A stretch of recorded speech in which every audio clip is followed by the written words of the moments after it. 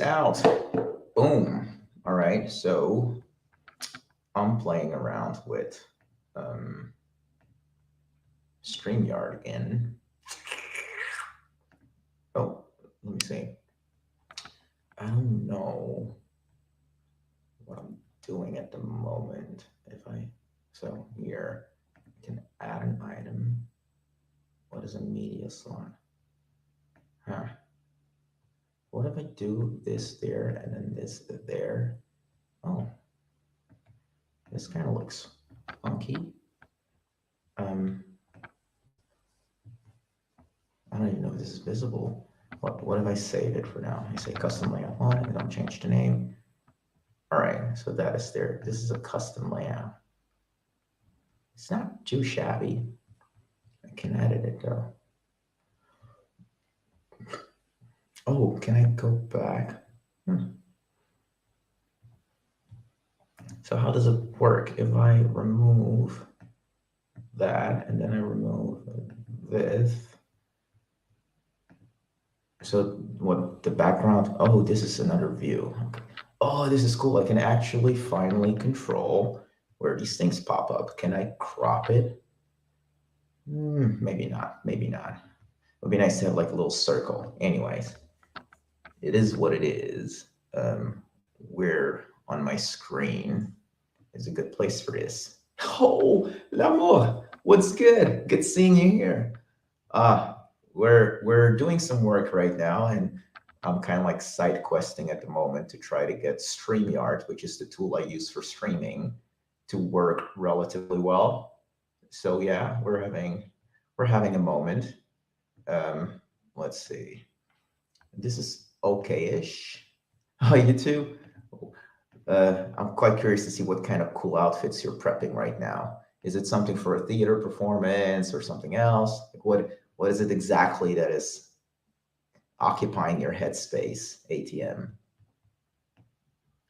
Oh, look at this. This is kind of slick. I can put this anywhere. So let me save this. Just update, right? And then we go back. This is the regular screen sharing. This is the other one. And I have that one. I have this one.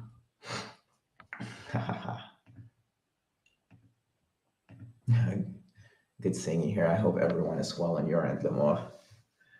Really hope so. Really, really hope so. It's really good seeing you. Or at least hearing, like having you in my headspace again like this. Lovely.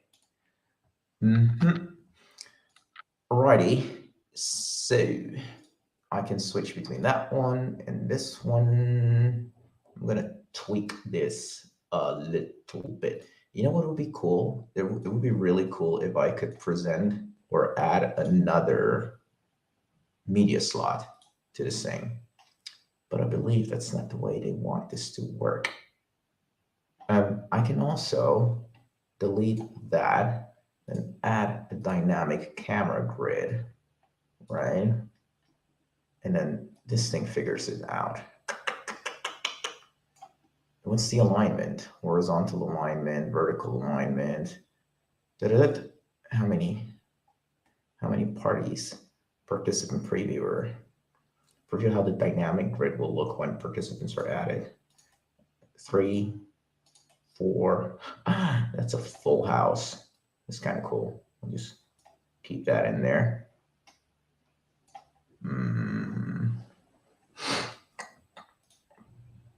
And if it's just a single one, takes the whole space. Oh, dance company. Oh, sweet. Gotta feature that.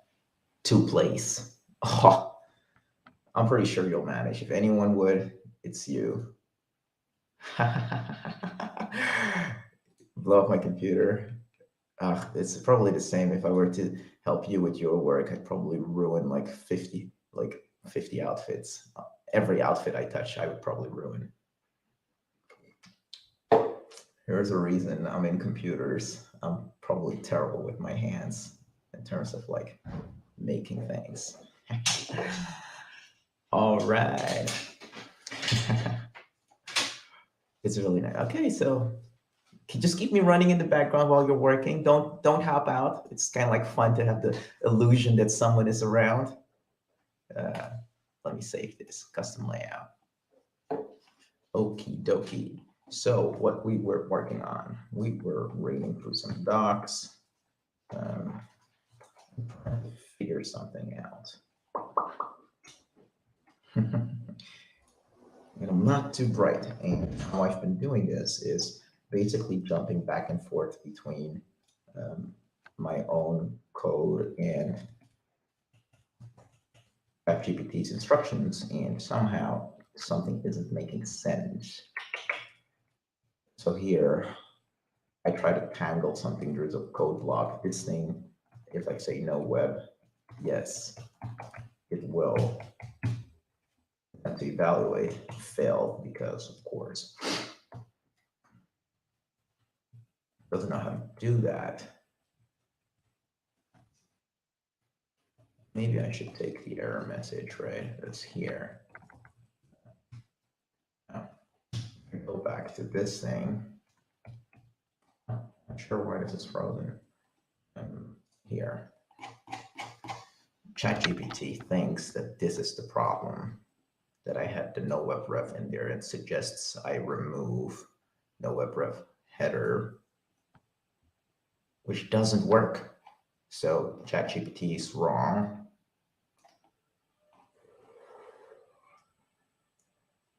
Maybe I should try it again. Org cannot find a reference to the current directory while trying to resolve it using org babel ref resolve.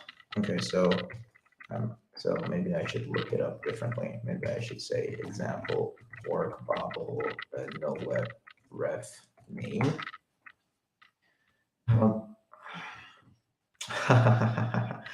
Number 7, this is the beard. I totally hear you there. It's starting to get sunny, so sometimes the beard goes when it gets sunny, so I can feel the sun hugging the face, which is a nice feeling. All right. So let's figure this out. Code block ID, where code block refers either to the name of a single source code block or a collection, or blah, blah, blah, blah. All right. Be sure to say no web ref. All right. Right. Why is this not working? Because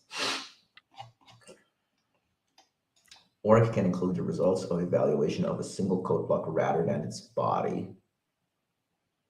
Right? All right, so this is funny because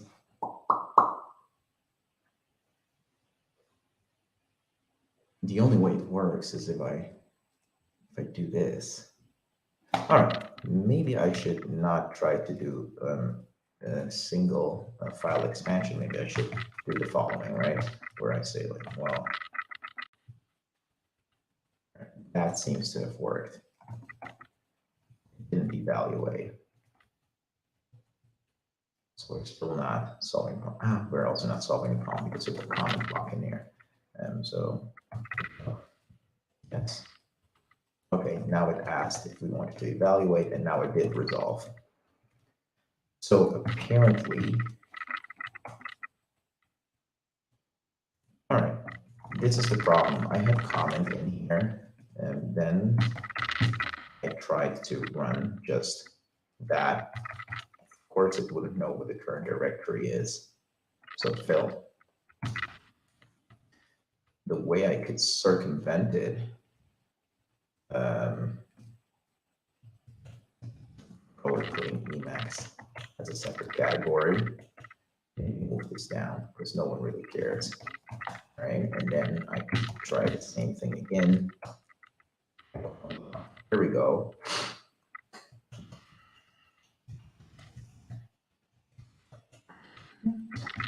In order to, and then I'm just going to copy this, this.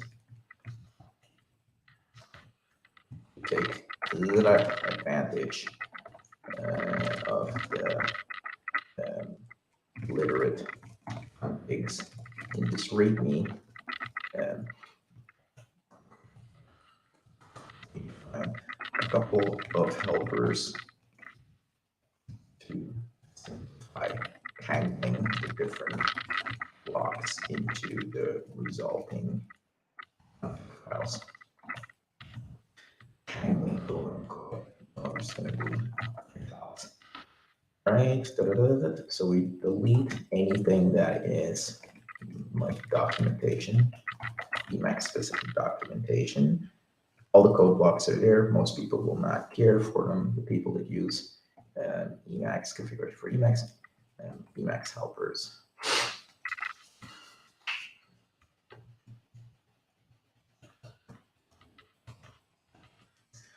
There's a single block using that we don't have to comment it anymore. Using the above in case a default mapping sort or vowel handle apply. Replace the binding for whichever binding maps to prefix blah, blah, blah.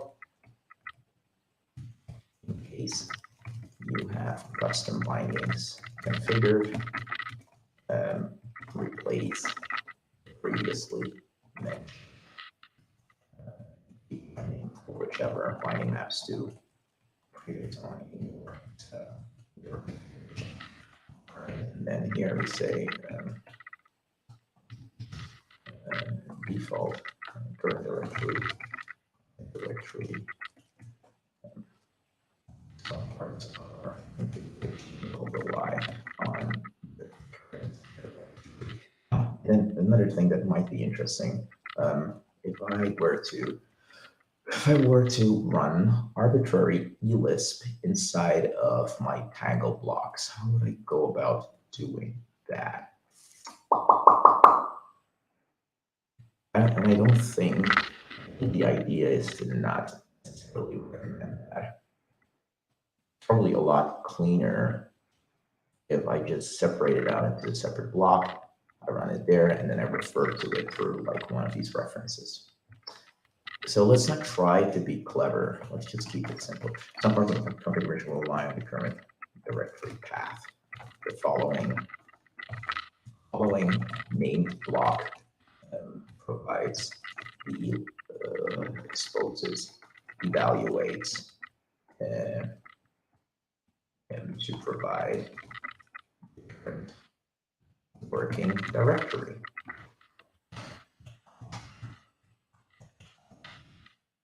I forget to use the VN so long.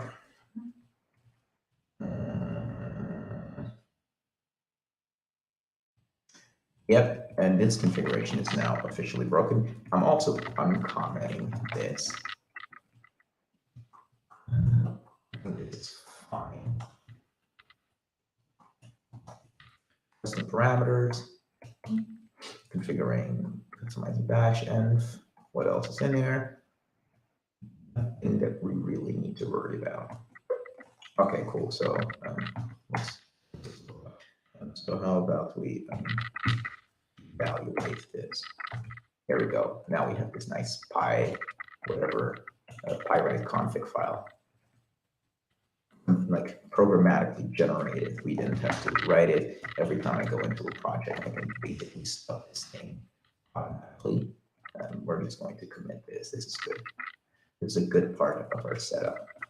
This is one of the parts that makes me happy.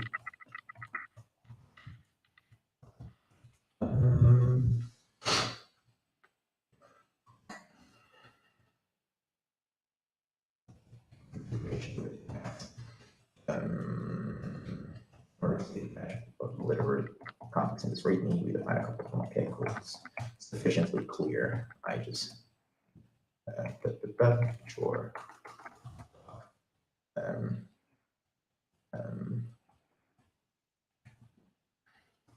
Angle configs. That's actually a chore. Angle configs from literate config. Angle artifacts. Get this word right from literate config. There we go. That's good. Oh, I can live with that. I can live with that, certainly. But this is where it gets interesting. I probably want to have some function that isn't part of. So I'm probably going to do this. So watch me. Go to conf, right? And wrote a bunch of stuff yesterday that actually I'm going to kill this, right? And then exit. We have some configuration files open. Nope, I don't. So we're going to look inside. That's also not it. Ah, no. Magic conf dot files. Here we go. Here. And then we just go into Emacs readme, open that from scratch. Looking good. What I want to do really is figure out pirate config. Yeah, we started there last time. Pirate config. Now this is where I started last time. It had a stub. Let me just paste this other thing. Okay, let me actually paste it underneath. What's the difference? Oh, this output. I probably one script. I probably want all of these things. Oh, but this is what we can do, right? We can do no web. No web. Yes, it's gonna get a little messy.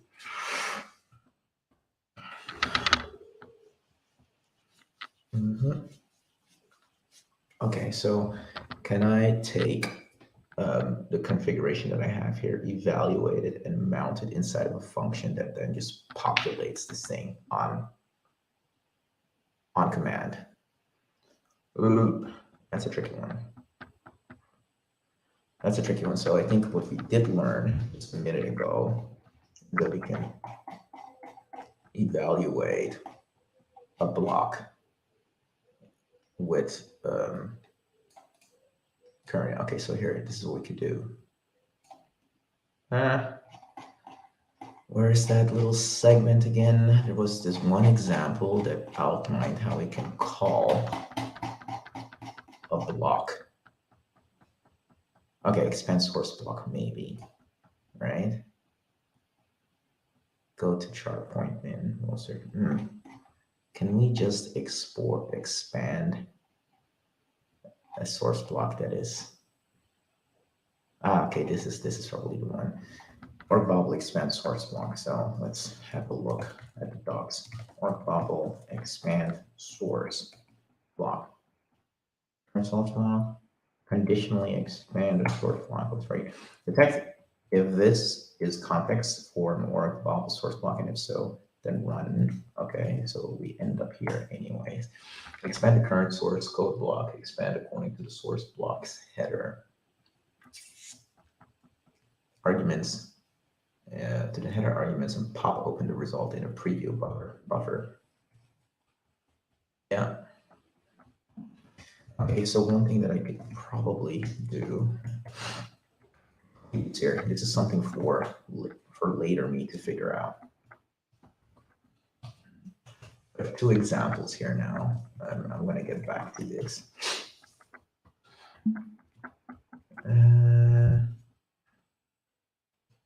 That's actually nicely clean. Think of it. Yeah, we probably could define a couple of variables and then this changes on command. That's probably a cleaner way to do it.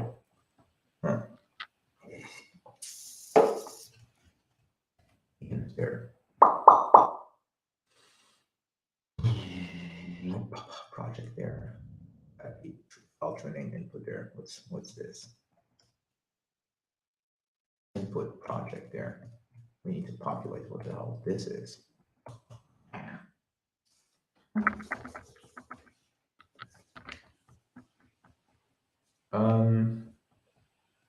Maybe I don't need it. What do we look for a directory? I also don't think we really need that. Probably just drop all of this. Why would I need any of this specified, right? And then interactive just means we run this interactively, but we don't need that information. Then what we did in our template here, where we looked at default directory, okay. basically just say project here. Then hang on, close default directory. And env there by default is just going to be standardized this to the end, right? Don't think about the rest.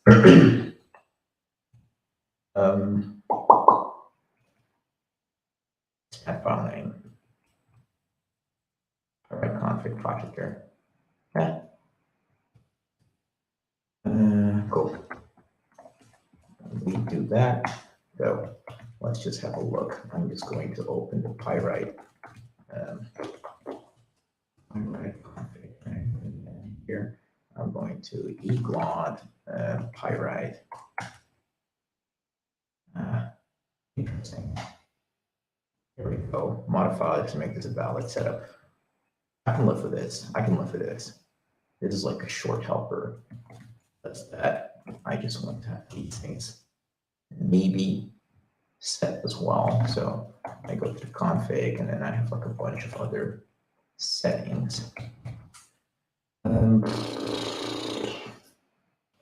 So way the JSON pretty preprint select region, convert message to preprint JSON string. That's an internal function. I shouldn't use that. Preprint current buffer with object keys ordered. Region width. Okay.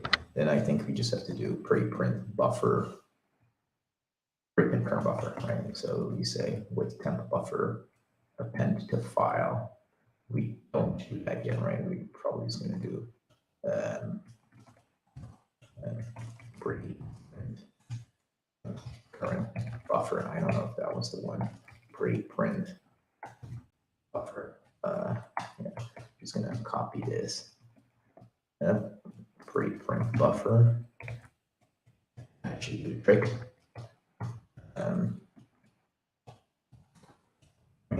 So this thing is not what I need anymore. And then we append the file, the whole thing. I'll make Pyrite config, right? Okay, so here we go. Oh, snap.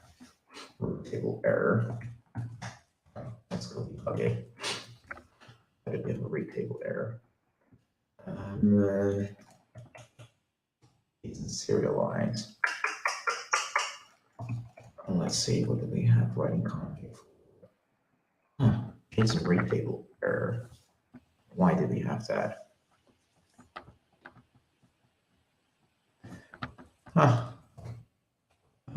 Let's just print this.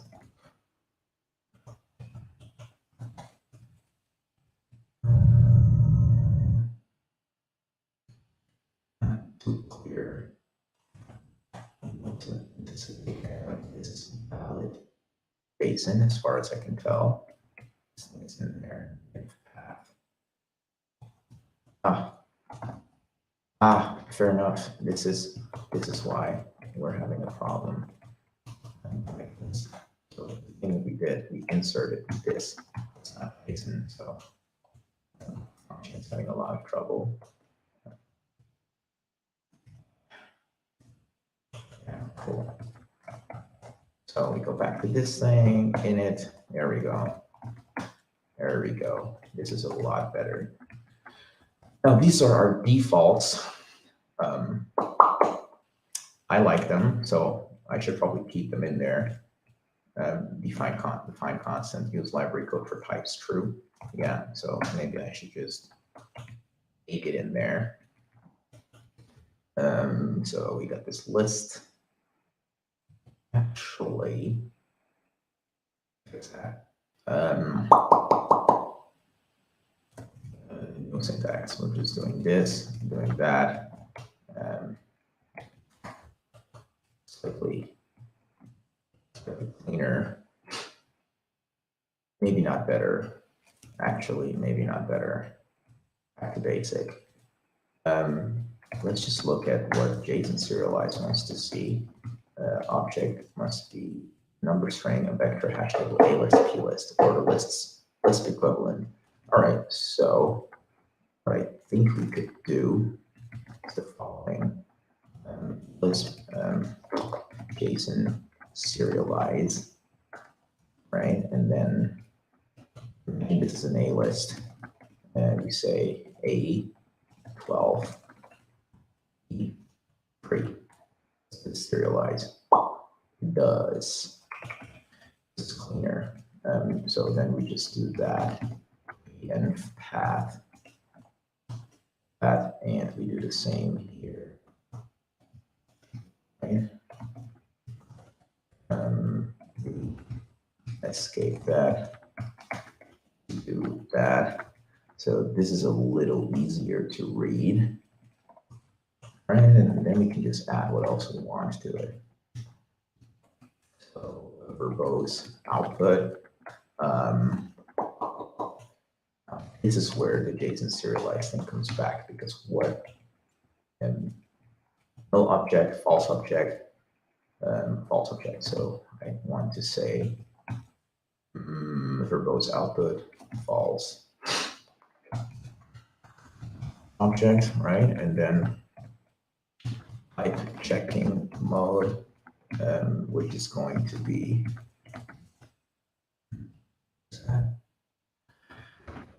how do we deal with symbols? Symbols. Okay, but we don't want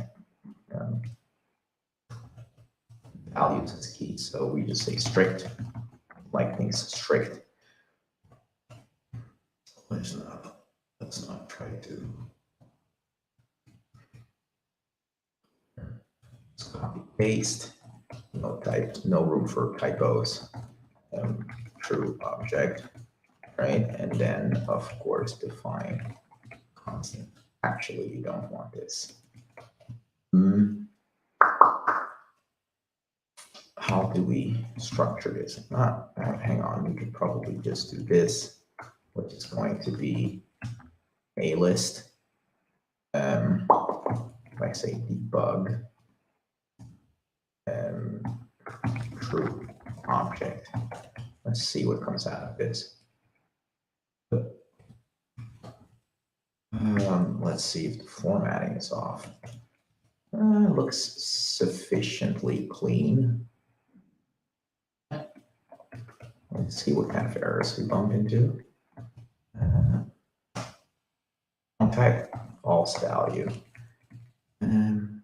Was that what I was saying? False object. Must have made a mistake. Back to the docs. False. Keyword argument.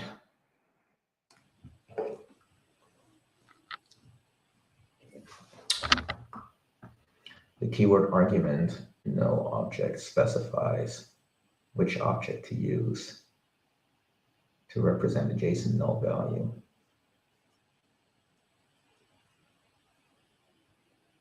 Weird. Keyword argument, null object specifies which object to use to represent a null value.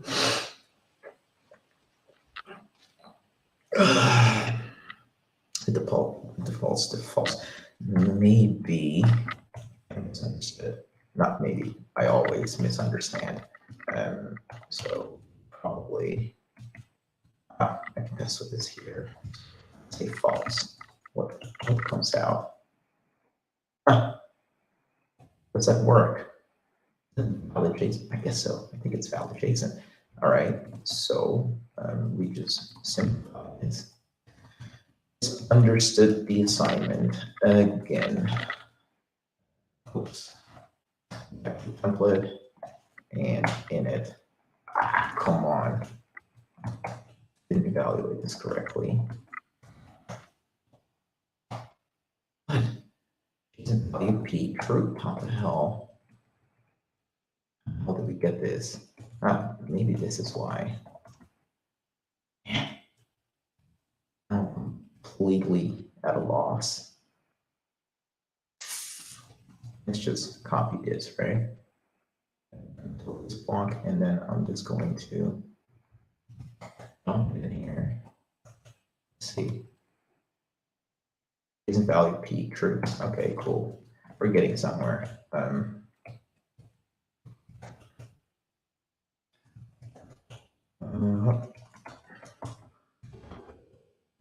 All right, tell me again, where's the error? True. So it's the first true. Let's look at this. Let's comment every form of true out. All right. I guess it's that nested thing. No, it isn't. Intriguing. Let's say false. So false actually comes out the true, doesn't? People understand. JSON serialize. Okay, so time to ask GPT and come on mouse. Okay, use the other mouse.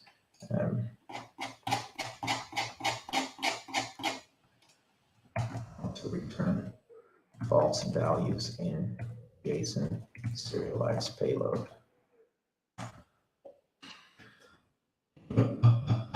Literal false, key nil,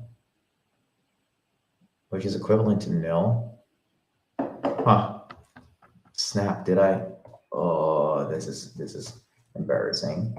So what if I, oh, actually it was just for, yeah, that's for, no, that doesn't make sense. If I do, this is the one that fails.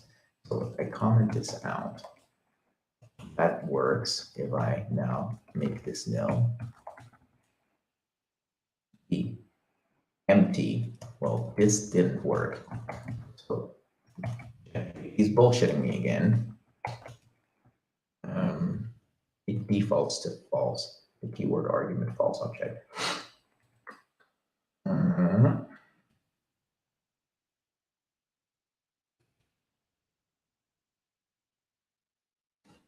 Like which object to use to represent the JSON false value. Okay, let's just look at other examples. JSON serialize. Go on the internet. JSON serialize. Elisp return false value. JSON. Let's see. There's serialize. Doesn't say anything. Yeah, here we go. No object argument. Finally decides which Lisp object to use to represent JSON. Keyword no, no, and then false. Right. What am I missing? JSON dash. JSON false. Value to use when reading JSON false. JSON false. Maybe I should. List of JSON keywords. Maybe I should do that. If I specify JSON false. Wrong type argument. Okay. I do this now. Also wrong type argument. Geez. Definitely wrong. Okay. I understand that part.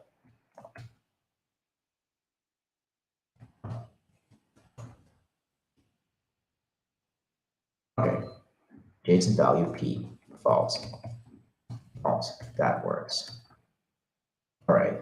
Okay, let's just have a look at JSON value P, false. Jeez. Argument JSON JSON value doesn't exist.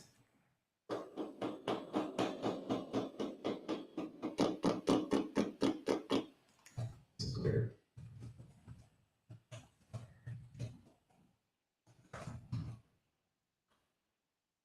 All right, let's not think about it too much. If I were to say false, this would work. Yeah, this is annoying. This one, no. No. Oh, actually, This is one thing I could do. Um,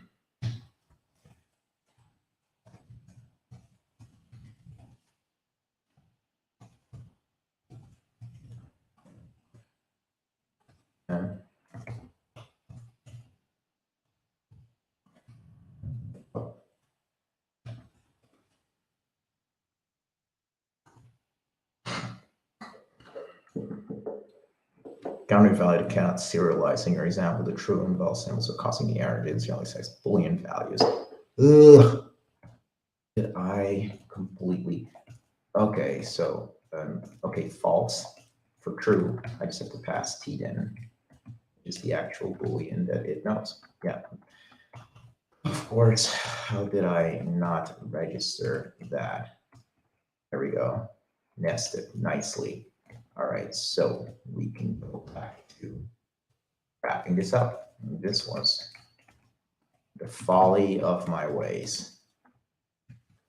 All right, so I believe the only reason we had false as a keyword is because false doesn't exist in Lisp. We basically masquerades under. There we go. There we go. And then we did something lame.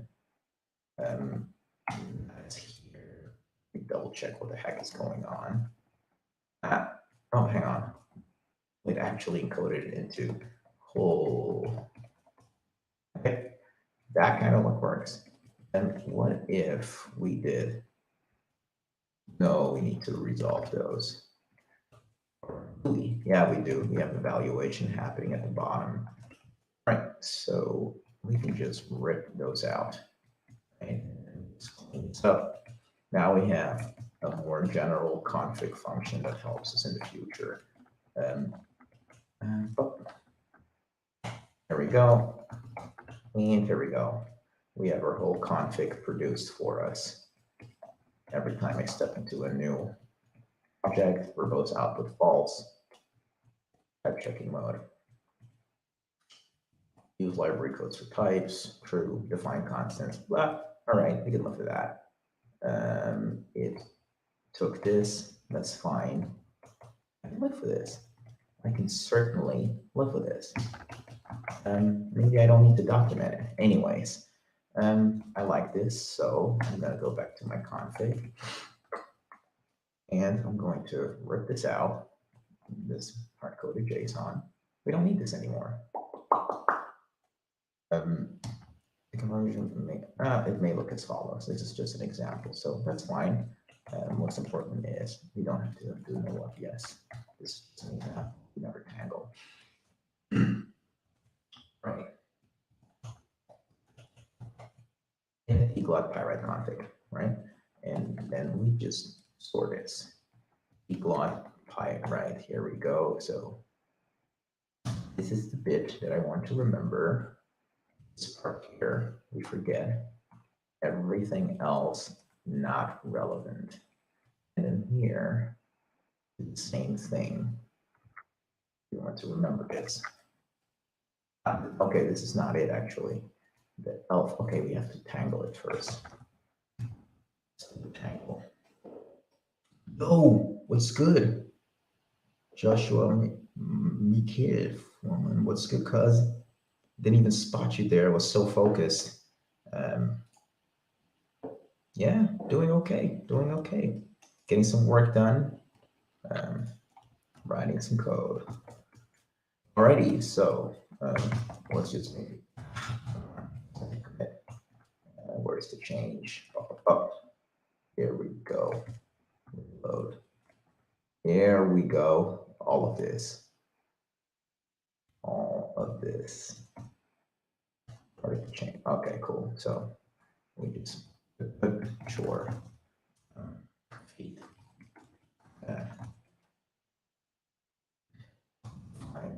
Right config in Lisp.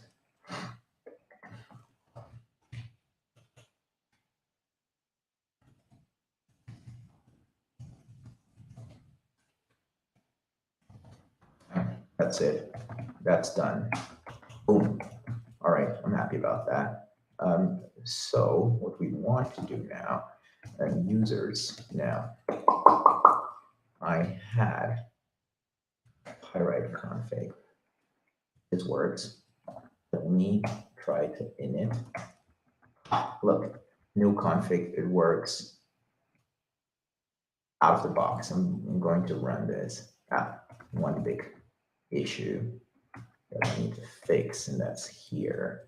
I forgot this key, right? Boom. Sync.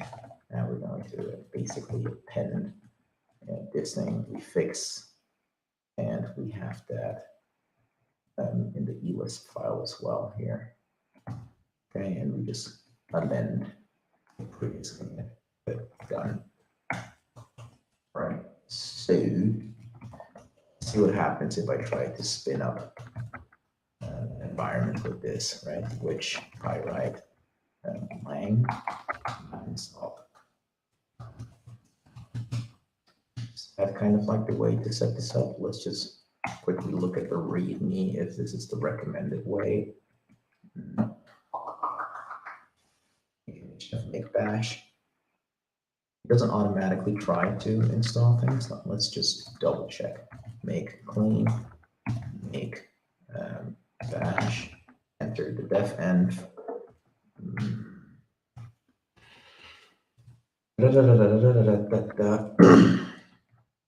On pip. Let's see. Okay, no personal bash RC found. It doesn't do the whole poetry install. Let's see what happens. All right. There's a lot happening here. Cool. Got myself a little cannoli as a little snack, morning snack for the coffee. All right, let's enjoy that while this machine is doing some stuff. There we go.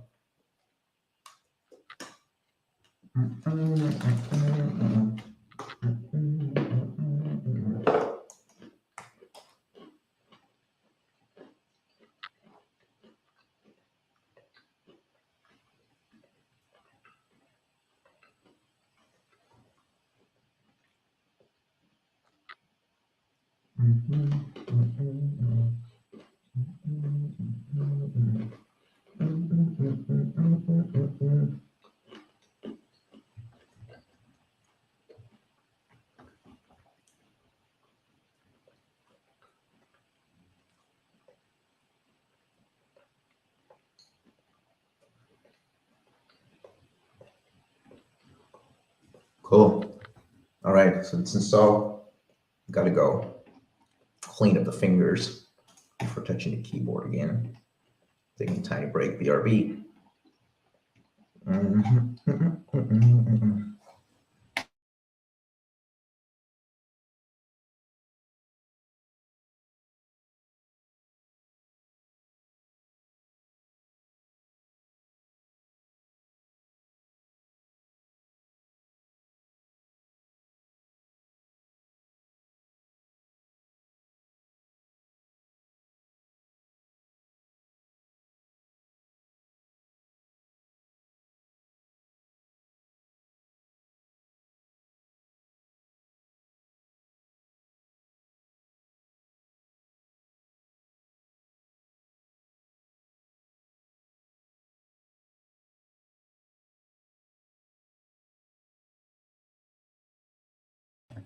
All right.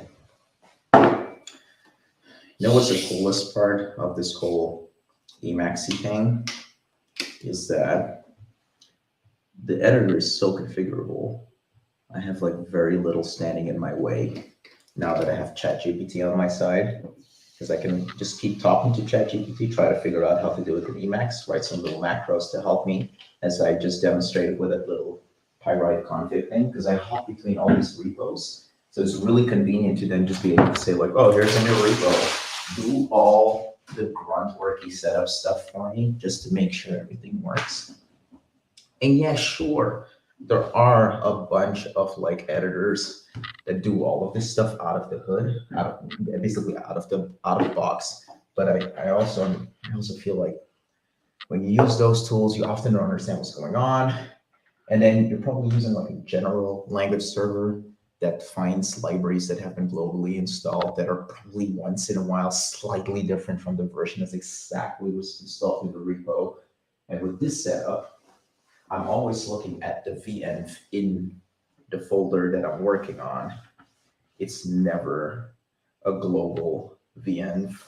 There's almost zero opportunity that anything is leaking from my host system into my devamps. So I won't get distracted by looking at the wrong thing. I have like extremely high confidence that I'm always looking at the right thing. Anyways, I promise some other dev tool tune-ups. For now, let me just double check. Oh yeah, I'm gonna switch to the right screen. So here we are again. Which pyrite thing? Does this exist? Oh no, it doesn't. Because did we populate the VM? We did populate the VM. So I'm exiting, then I make bash again.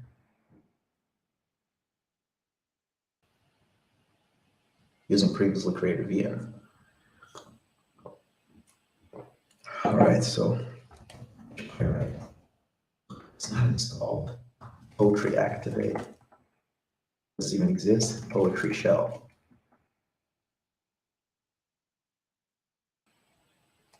Which pyrite. Could it be that I never PyProject? Okay, so it was never part of this repo.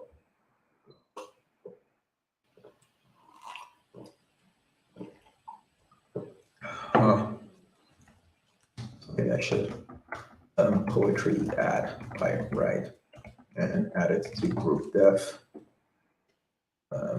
So let's see what happens. This is, I didn't make a single commit yet. Fair enough, empty.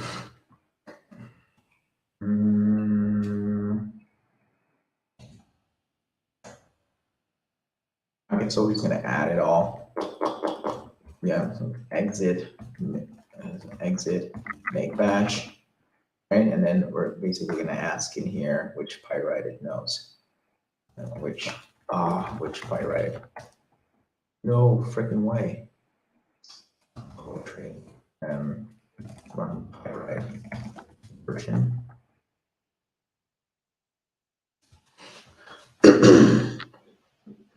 All right.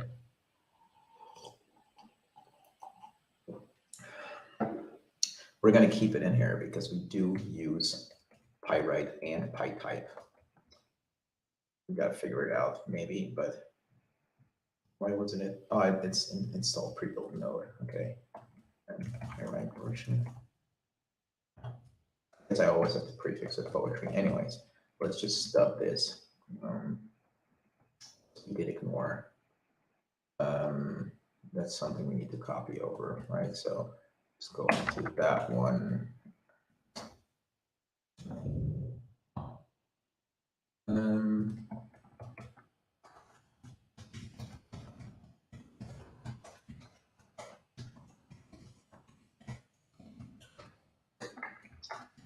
Personal, ignore private, make file overrides. The correct spelling. Okay, ignore env, fine. Ignore home dir, except bash. Sure, I don't think so. We just drop it. Ignore home there. If you want to modify your bash RC, you do it. We just ignore home there, right? And what we're doing inside of the Docker, we're ignoring is going to be the same. Vn bash rc. Let's just double check at vn. I have home there, private mk. Well, this is a small file, so it doesn't matter. Probably do ignore all mk files. If I write config, yeah, we don't need that. I mean, like, all right. It would be nice if, can you, oh yeah, let's ask. You configure Docker to honor the git ignore in addition to Docker ignore. For in addition to building, to do this, you can use the Docker build command with the filter options using the git ignore filter. Huh. Can you set this by default? It's going to use filter option. When you run this command, Docker will use git ignore file to exclude files in the directory. All right. Docker config filters.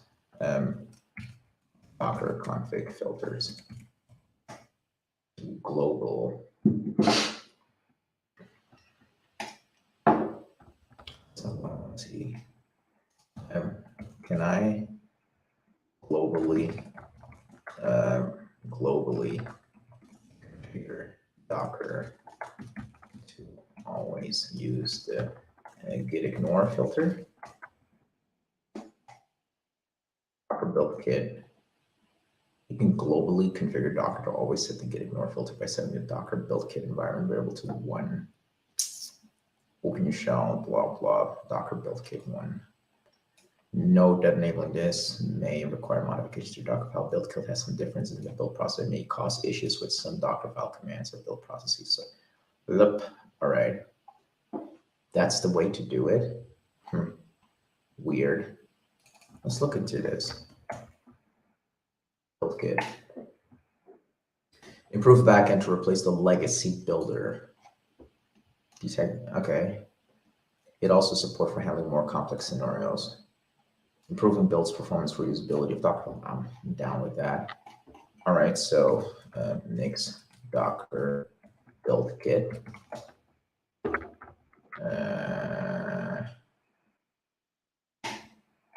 Oh, by the way, Docker build X. I've seen this before. Want to know what this is? Refer to the options section for overview of options. Extended build capabilities of build kit. All right, cool. So override a configure builder instance. Builder, blow it up. Build from a file. All right, so I guess Docker build X is Docker build, but for build kit. All right.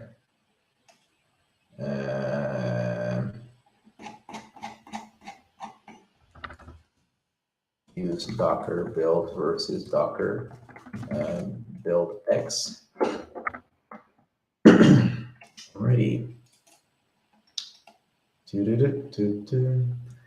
CLI plugin that extends the Docker command with full support of the features provided by mobile build kit.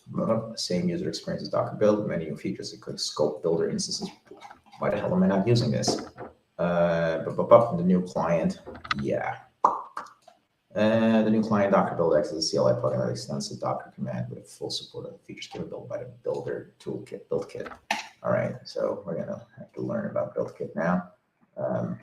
There we go. Maybe.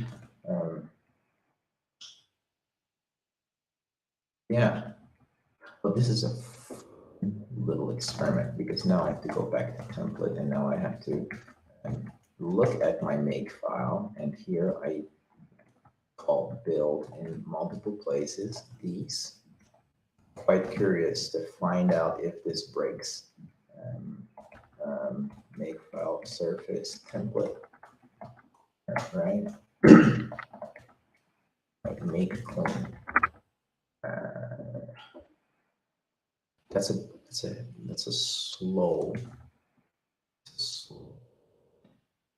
Anyways, let's just see. LLB, low level builds, definition format, intermediate binary format allows developers to extend build kit. context addressable dependency graph that can be used to put together very complex build definitions. All right, cool. This is it, and then Docker build. That's as simple as it gets. To enable build kit by default. All right, so this is good. I probably should be able to, here, maybe I don't do this. This is not my decision to make. People will use what they want to use, right? But I have my config, and somewhere in my config, we tell the system how to deal with Docker.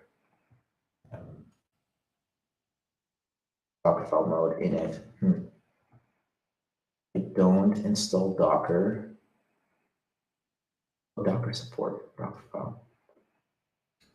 Version. I see. So I didn't install it home manager. So that's packages.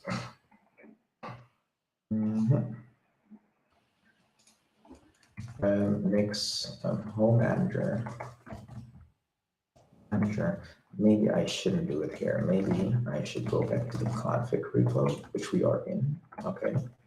And then give me the README now. Here, developer tooling. I don't do anything Docker related in here, but I may do it somewhere else, right? So I'm going to open a project nix-OS config, and in there, probably inside of nothing with that. Let's see elsewhere in this repo. Do I say something about Docker?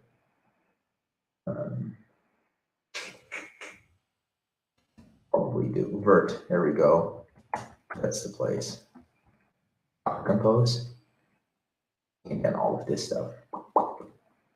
Which maybe I should look into the virtualization Docker flags.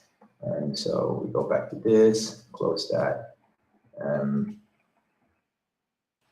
Why is this not loading? Open this in a different browser. Okay.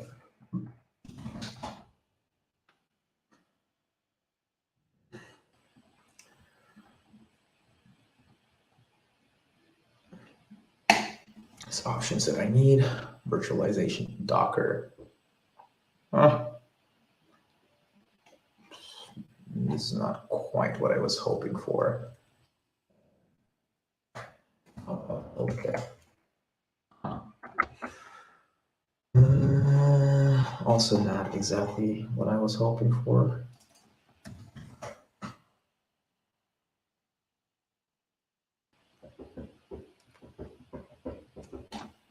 So this is the only flag we said. If you look at the source, how do we set it up? Enable on boot. All right, so there are other flags that aren't really visible. Enable on boot, make option, daemon, enable NVIDIA, live restore, storage driver, lock driver, auto prune. Yeah, there's a lot of stuff that I'm not seeing in the docs. For example, let's look for auto prune. So buttload of flags that somehow we're not visualization. I'll try to type things. Just copy. Okay. Come on. And can I do? What the hell am I doing? Okay, cool. And here, search. Cool. All right. So enable on boot. So the extra options are probably what I need. There we go. The extra command line options that pass to the Docker daemon. Yeah. Let's see how they get passed along. Extra options. And let me show me where we use it. Extra options. Docker D config file. Okay, Docker D build kit. There. That's how we define it, huh? No. Docker daemon JSON. Ah, that's a good one. There is daemon JSON. Where do we populate it? Settings format. Oh, here we go. Daemon JSON settings file. Okay, so daemon settings file. Here we do. We populate it. Config file. Where do we write daemon JSON from? Config daemon settings. Ha. Okay, so settings. Show me. Here we go. Make option. For example, IPv something. Okay, so we could do that, right? Daemon settings. Okay.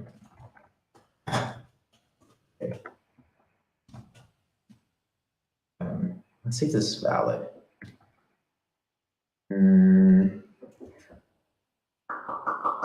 What's the setting? The setting is build get true. Oh, come on. Build get true. Looking okay-ish. And close that, minus. Okay. So let's see, make test. Oh, this is going to be a while. More water, meanwhile.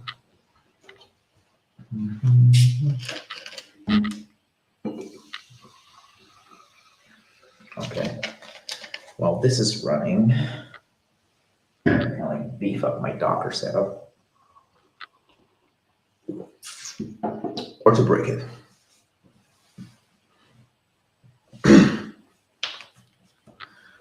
Oh yeah, so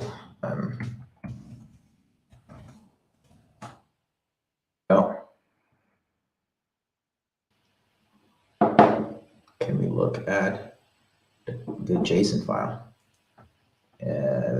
Here we go. I don't know if it still exists, but we're going to give it a shot, right? Here, this thing here.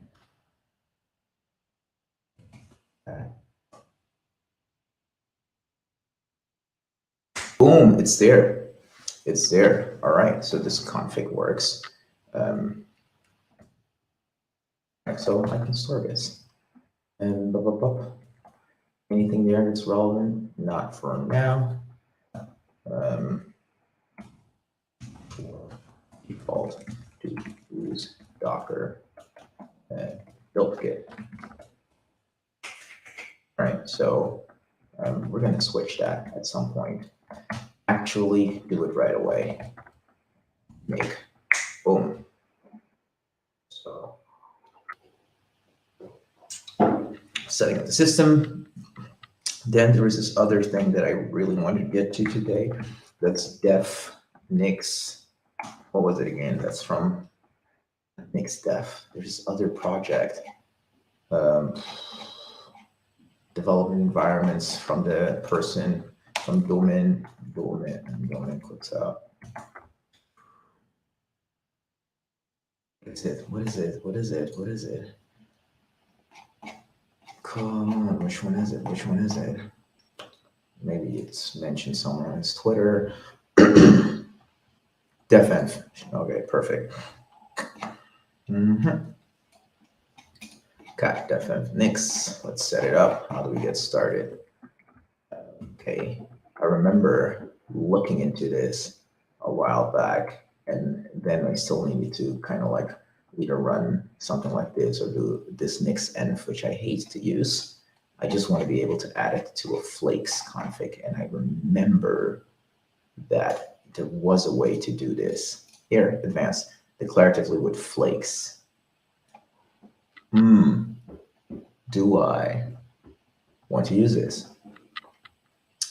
If I do use it, it's a global setup thingy. All right, cool. So whatever, we're doing it with flakes.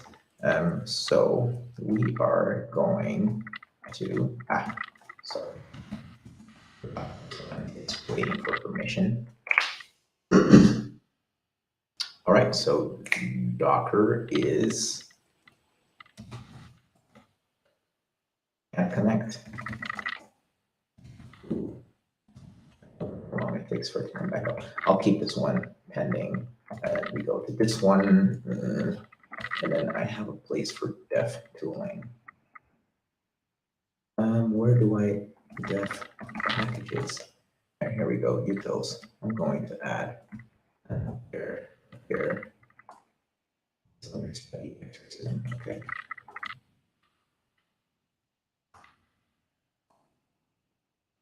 Bunch of LSPs. So globally.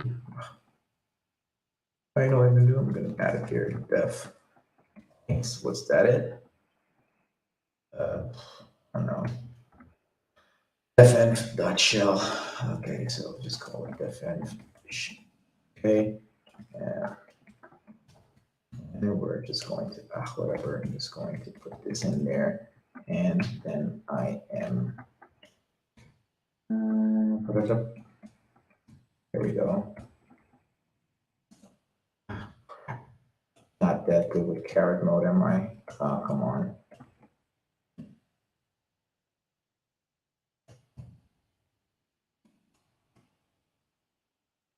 Okay, so how? Ugh, darn it. Ruin this.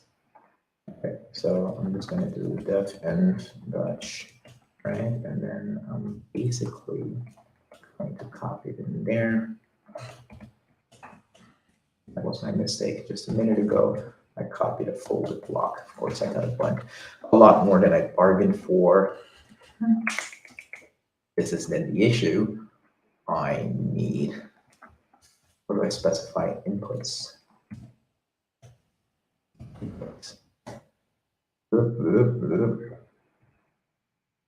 Nix sources, I managed them with niv. That's kind of weird. Maybe I shouldn't. Did I refrain from using flakes? I seem to be using niv the easy way. Use manual, okay, without, okay. User of home, okay, blah, blah. Expectation. Contain some rules to simplify. Use nix-shell, blah, blah, blah. Make test, load, optionally if package update was completed, commit the changes made to profit. Oh. All right, so I use niv because I had issues using Flakes with Home Manager at the time. Is there something? Let's see if there's anything that tells me we're using niv to manage dependencies. Okay, do we explain why? This is not satisfactory.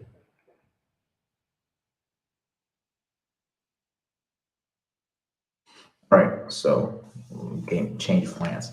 I can use def env. I need to install it differently.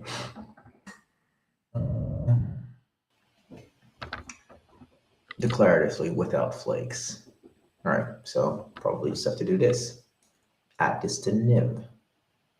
Fair enough. Go. So how do we do that? Niv add. Oh. Packages. I have notes on this somewhere. Niv. There we go. Tell me, how do I install anything? Add niv package, niv add forge user repo. Okay, so that be a way for user. Okay, like that. All right, so back to this config setup of mine. Doesn't, is the daemon running? Found leftover process in control of else. Okay, so I think Docker isn't really ready yet. I need to figure out how to system control restart. Docker.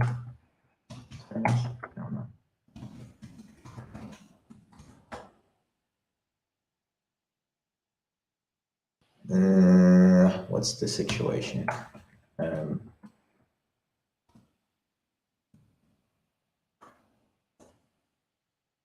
What is the situation?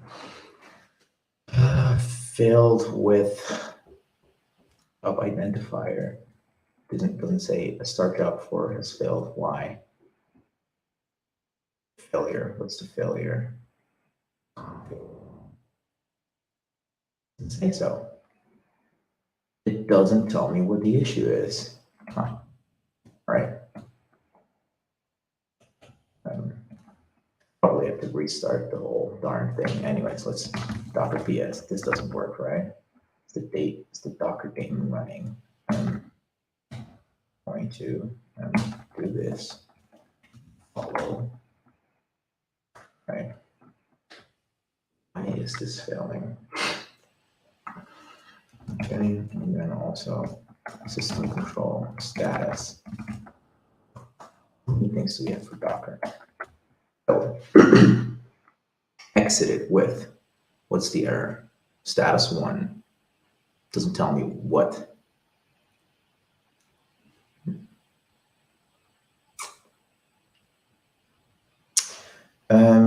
Actually, maybe I should look at in template.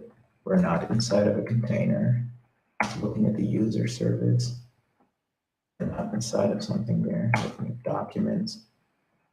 Also, we got kicked out of the containers. What is left to try?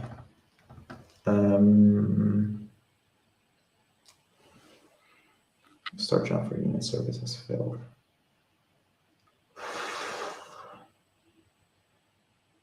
Maybe I should stop it actually. Let's try that. System control. Stop service.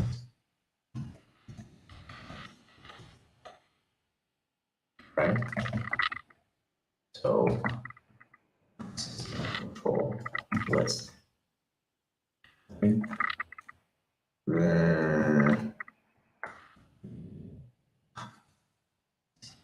How do you do? Geez, this is annoying.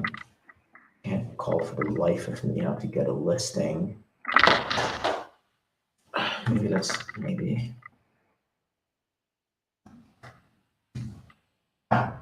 list. It's you have here. Docker service. I have a bunch of things. Lib container. Why is this running? Where is this running? Oh, so there's a bunch of stuff. Is there a socket? Socket filled. Docker socket for the API. Okay, so maybe I can look at the status of Docker socket. Say anything meaningful? Start limit hit. All right. Does it have it? Trigger is Docker. Oh, snap. Okay, so system control stop and Docker can stop it. Try system start. Okay,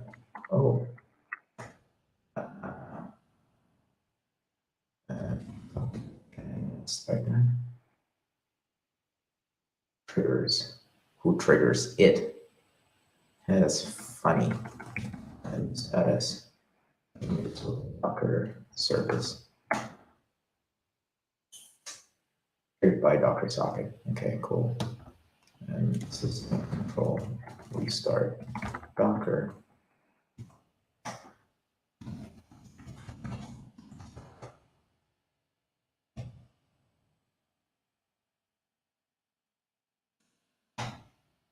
Oh snap! Docker socket is running. Oh no, it's failed. Ah, snap! Triggered by Docker socket. Hang on. Let me see what the status of system control status. Docker socket, active listening, triggered, Docker service. So, yes, connect. It's weird. System control.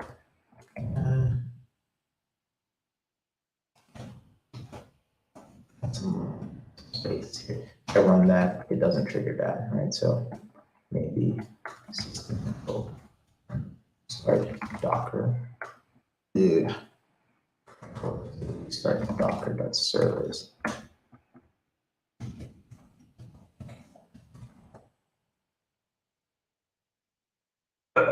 Okay, so this is not working. All right, so looking at this, all that's left to do is restart the system and figure out if this thing resolves itself. If I come back, hey, good morning, imposter engineer was good. I broke my system, so I'm probably in a have to restart type of situation. But there's potentially another way back. I'll go back to the config. not much going on your end. That means calm warning. It's probably not a bad thing, huh? Let's exit. Let's do this for a change. Like I did default to use Docker build kit, right? I'm going to kind of cheat my way around it.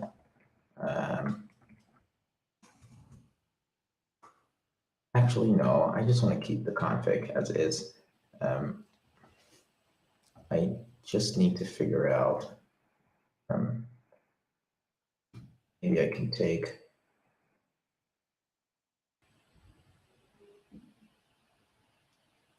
oh snap, Moby ID. Okay, so this thing is actually trying to do something different now. If I look at the, not quite, trigger Docker service. Okay, the Docker service is proper broken. The Moby thing might be new. I don't quite recall seeing the Moby thing before.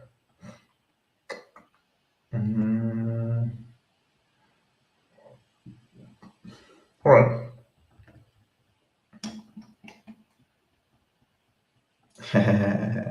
Exactly. Broke it as usual.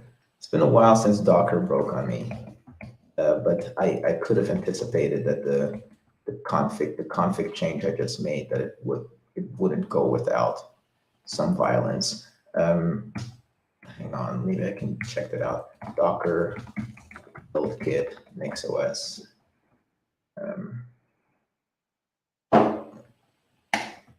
Because there might be something that we're doing. All right, so let's say there's a Docker build command, and then what do they say? I built it now. Yes, the state disabled by default. To enable, you just need to override the attribute build X support and set it to true. Huh. This is old. 21. Okay. Packages cross. Okay. Maybe I shouldn't be using it. I don't know what's happening under the hood. Build kit doesn't say anything about that. Oh snap! How often does this happen? Okay, cool. Both kernels, blah blah blah. This.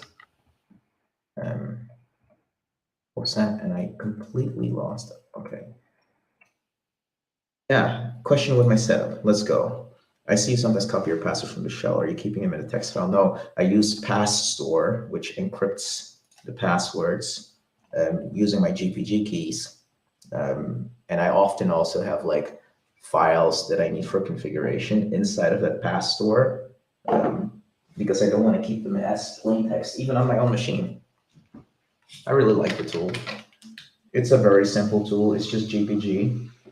I have a pretty weird GPG setup. I have keys that I have subkeys on my machine that I basically refresh every month.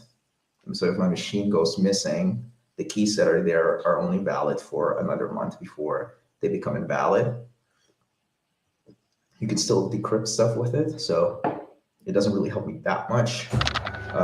But you can't sign or encrypt things with, or you can still encrypt because of course you have the public key, but you can't sign things with those keys anymore.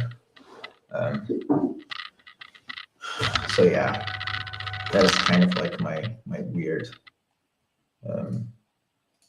setup. But yeah, the tool is called Pastor. It's Energy Nix Password Manager.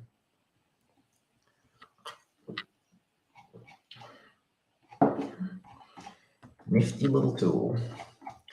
It's a very basic tool. Also, what's really cool about Pastor, it tracks all of your GPG key, all the keys that are encrypted with basically one of your GPG keys.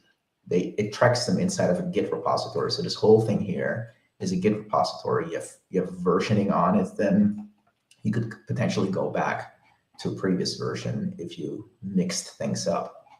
So yeah, that's kind of like cool. I also can generate passwords in there, and I can specify like 50 characters or whatever. So I always have rather complex passwords, I'm guessing.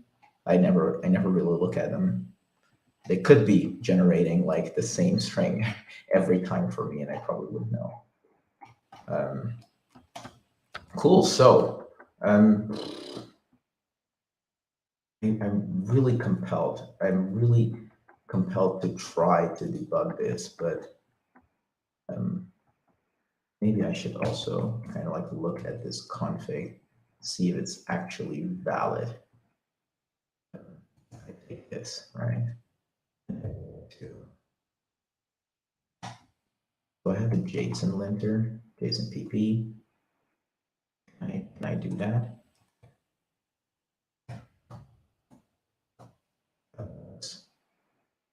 Probably doesn't. So I guess this is the way to do it. As far as I can tell, this file is fine. The only thing we've added is build kit. And this is causing a lot of trouble right now. Other than that, the setup is exactly the same. So I think maybe I should just restart the system, like restart Docker on NixOS, which should have been just system control, whatever. But I went around and broke things. The other parameters that maybe I'm overlooking, right? Also, like there are multiple things that we can do. Right now, we can still set this up. We don't need Docker for that. So let's stay on point. I wanted to do this anyways. So back to the config. You don't want to work. We're not going to worry about it.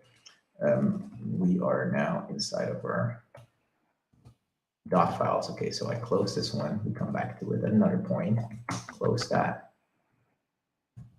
Still my NixOS configuration. Close that as well. And then we go to the dot files. Here we go. Open quick shniv. Cool. So what we're going to do here is niv add. And then this is what we kind of want to add. And then it's confirm inside of my notes where we wrote down how to add the particular branch we need. Doesn't look like it. I wonder if master is stable enough. Maybe this is a question for the GitHub repo, github.com. Paste in. Zimbutton. All these folks like Dylan Quitsai, Zimbutton, they're all super good nixers. Alrighty. So how does this work? 062. Is that stable? Last week, I don't know if it's stable. Also, last week broke. Why? Some checks were not successful. Let's start with the master thing. That's probably a bad idea. What's the stable one? Stable one would be 062, right? So we're going to 062. That's also what they recommend here. So I just find out.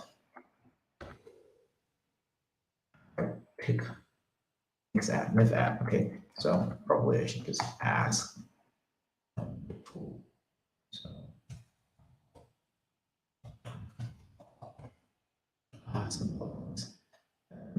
Nif-add help. We try to select a version or a branch. Okay, cool. So what we do here, version. That was naive. Zero. Come on, 0.6.2. And just hoping that works. See how I did here. I guess that's just the name of the tag. Let's see. Ooh, all right.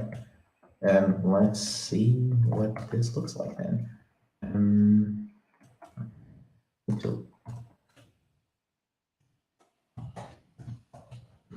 Looking at the diff, probably don't want to look at this one. Not that one. Nix sources at devenv, so we're going to install that.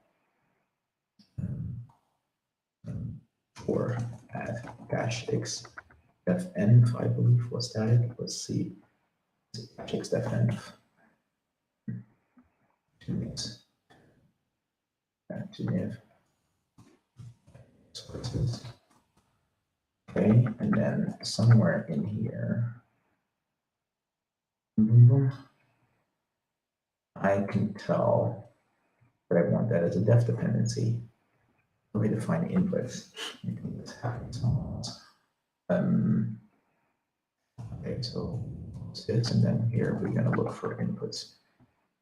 Here, HMSRC. So here, devenv sources.devenv, right? Oh, you said, how about your nodes? And do you back them up somewhere? Yeah, I check them into a Git repository. And then I can share them between machines. I have like a few travel machines that I sometimes synchronize them to. I've been thinking about automatically tracking changes to my notes and committing them, but I still do that manually. I just go into the folder, I look at all the files that have changed, and I just commit everything in like a bulk commit type of thing. Not elegant, but works for me. I have like version management on it then, so I can always go back. It's not been a use case. Going back, it's not been a use case that has been extremely important for me, but it's kind of like convenient to know that it's somewhere down the line there is an option to do it. Okay, so let's see how I use this. So like, for example, I have home manager sources, so I can probably just look up how I used it somewhere else. Here we go.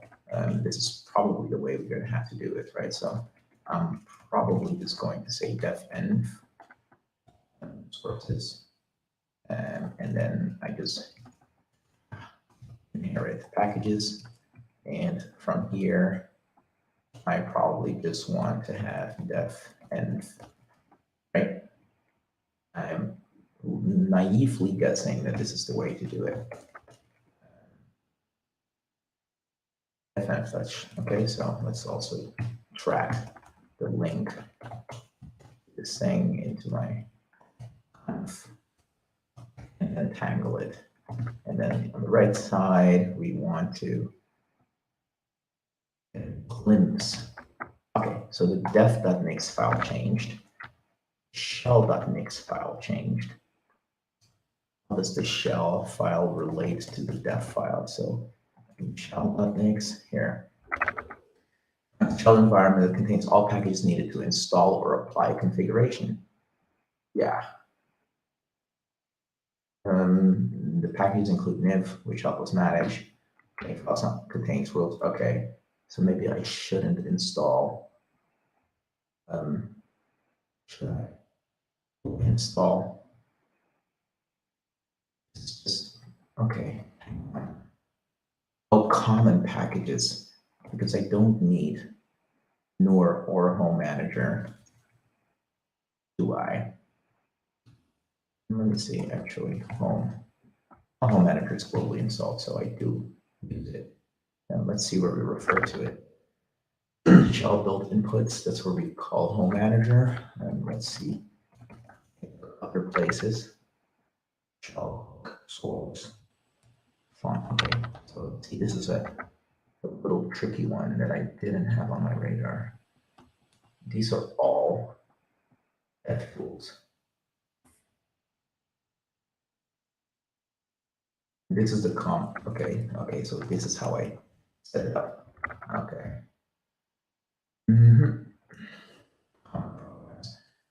To have this elsewhere. Common packages. Maybe I should just deal with this from sources. Let's look at common packages. What do we do? Package bleeding. Sources and package bleeding. Okay, fine. So I could probably pull in the whole dev-env thing here. I probably don't need it inside of that. Yeah, cool. So get me to the source here. Probably not the right place, right? The place where I made the offending change. It's the spot is. Oh, it's definitely not inside of the Emacs file. Why am I not thinking? So we go back to this one. Yeah.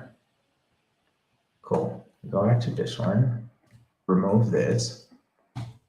Probably don't need that. Common packages left. We go to that one.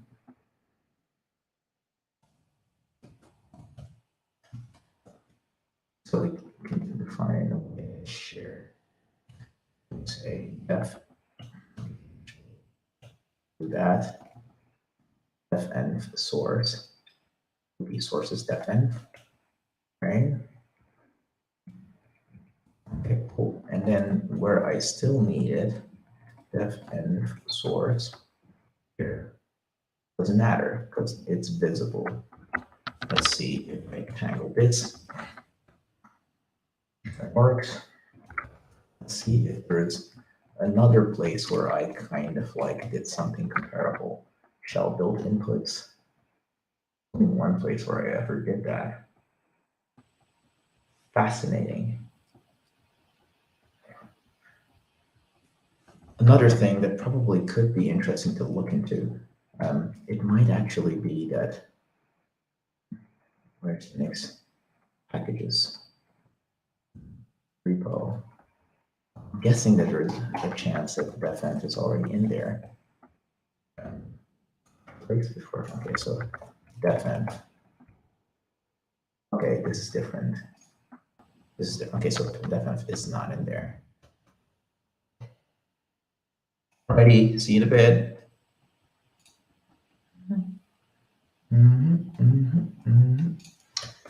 Cool. All right, let's just watch the fireworks. This thing here, the common nix, has this there, right?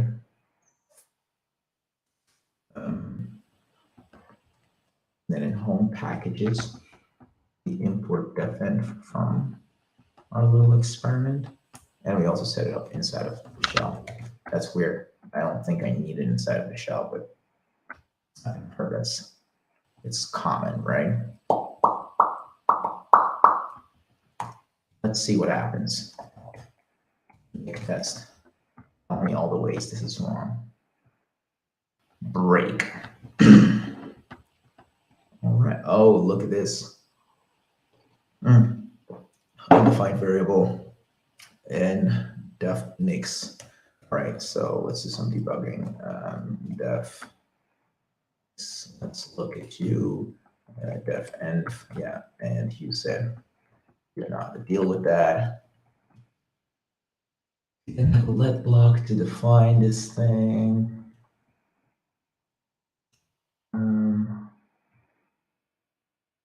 Ugh.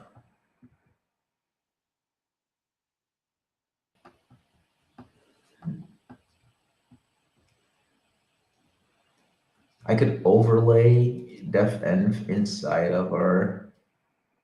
Oh, geez, that's another rabbit hole. Overlay. That'd be a good idea. Where do we define these? This is inside of common nix. So in common nix, I probably have the let block here. So defenv is known here. I should overlay defenv into system. I'm not good with overlay, so this is going to be a struggle. Let's see. I hate this. Is there another example?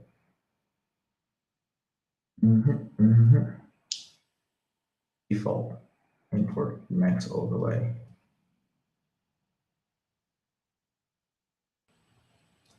Let's have an example. Import that and then self super. Yeah, okay, cool. Let's just go there. And we're going to try some. Actually, I shouldn't. Yeah, okay, this is fine. Feels wrong. Let's just go back to my notes. Let's see. Overlays. This.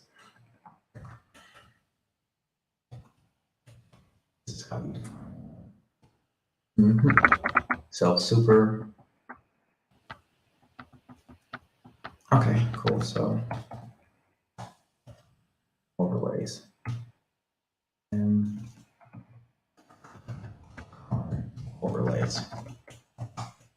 All right, and then we find ourselves defenv, and this is going to be so.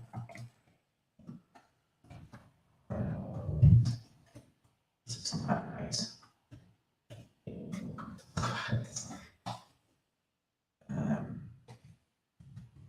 So we got this like that, and then we just say defenv super boost. Oh. Super boost override self.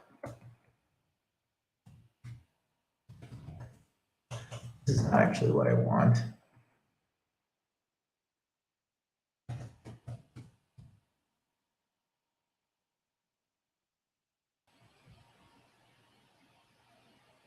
Actually, I need to defenv.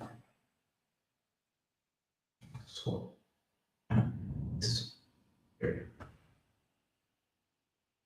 actually, if I were to just say defenv for def packages, if I just were to say defenv, that would be one way to do it.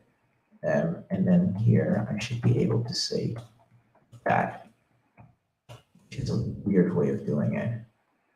I'm pretty certain that this is completely wrong.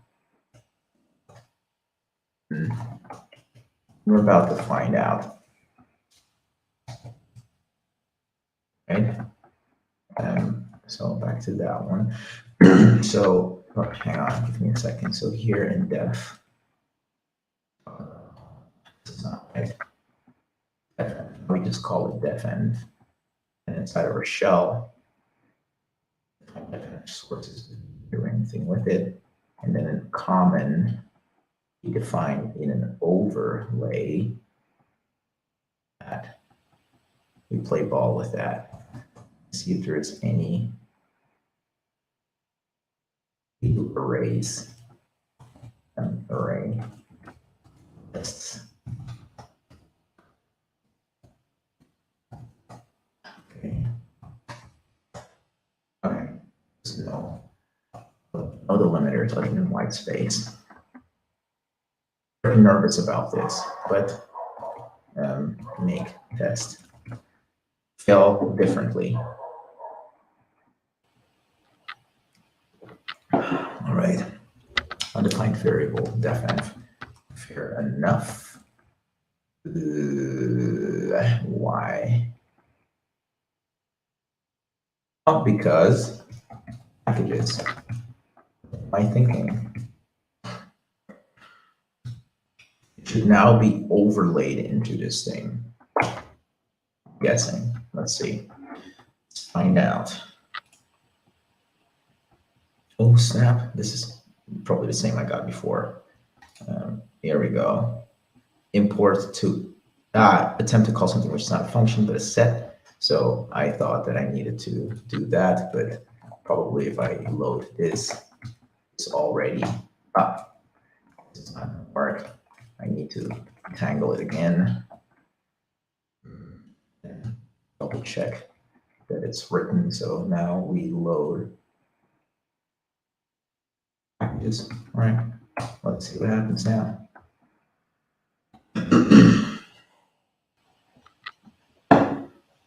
All right, so this doesn't tell us anything. All right, attempt to call something which is not a function, but a set.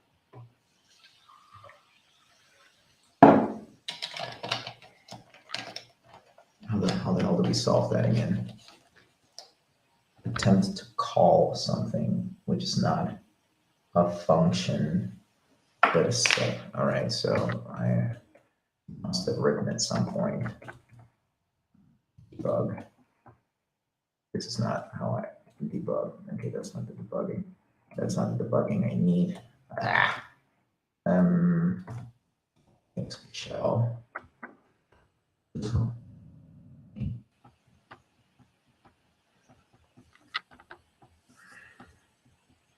Hang on. Defend. We go back to that one. Sources defend. So let's go to the nix repo, and then where the sources come from. Sources. Okay, cool. So we do that.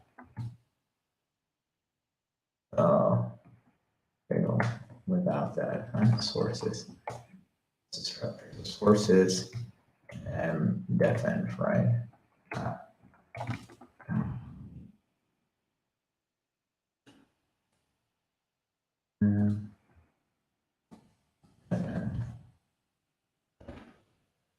So this thing here is a package.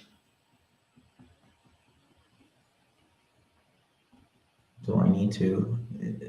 This is a set actually, so I should be able to build this without having to do any magic. So if I go back to defenv source, I don't have to do anything with that. It's my initial feeling.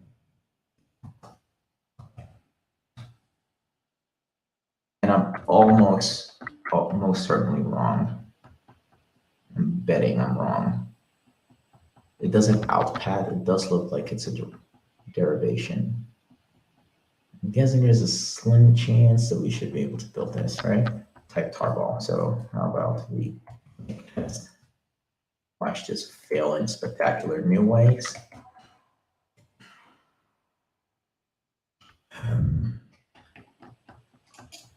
So let's see, you need some sort of project tracking for non-tech people. I think I'm going to use Google Sheets, Gantt charts. Let's see. Project tracking. Why wouldn't Trello work? I think Trello is a pretty nice tool for that. Just moving carts around, nicely visual. Probably a bit trickier when you have to keep track of all these different states. Or maybe if you want to bundle things into like epics or whatever, then it gets a little trickier. But other than that, I would argue that it's a decent tool. Think about that.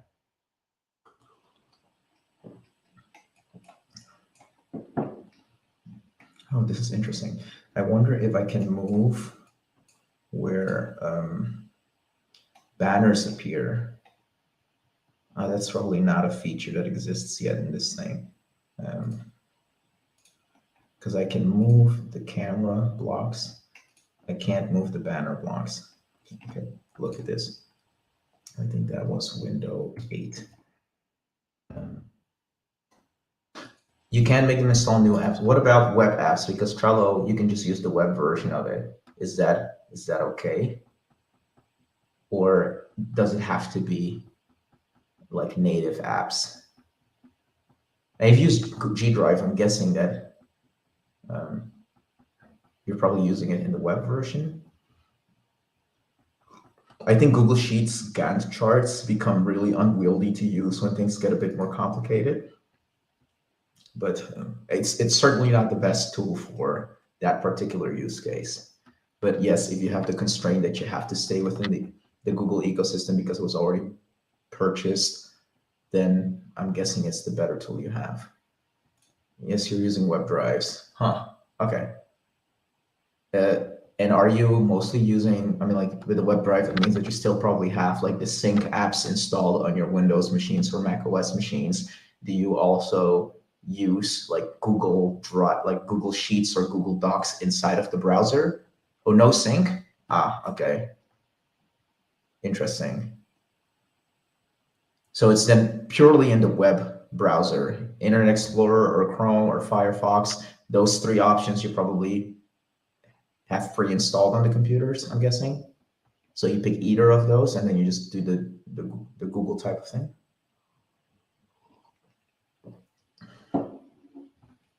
How do you log in? I mean, like, I'm assuming you always work from the same computers then.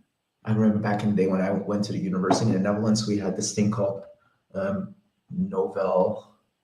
I don't know, it was like some Active Directory, Novel. Was it Novel or was it? Yeah, where you logged in and you had a bunch of these apps pre-installed on the computer, and that was all you could use. You couldn't install anything else. But you would log into a different computer and you'd have access to the same tools. If you're doing everything through the web version, then we kind of like have to log into that machine, like with your Google credentials every time, no? Okay, they use their own machines usually. Fair enough. I can see it work then, yeah. Well, if people are mostly working from browsers, I would say like, if you have the freedom to use the browser, then pick something like Trello.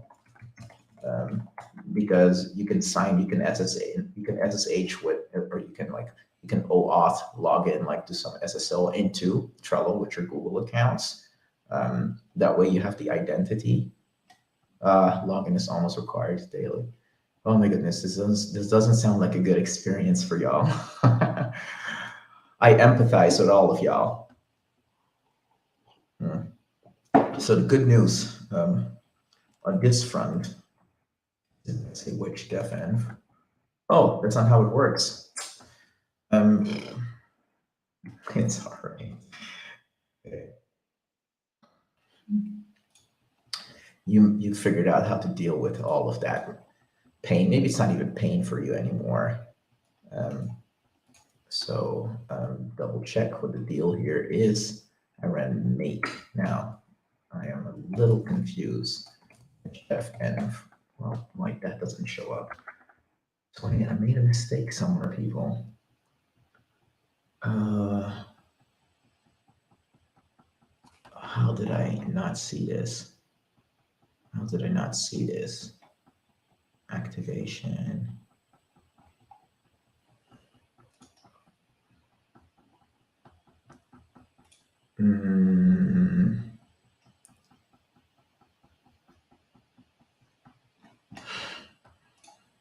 Okay, the pain is when others misuse things. Gotcha. Makes a lot of sense, yeah.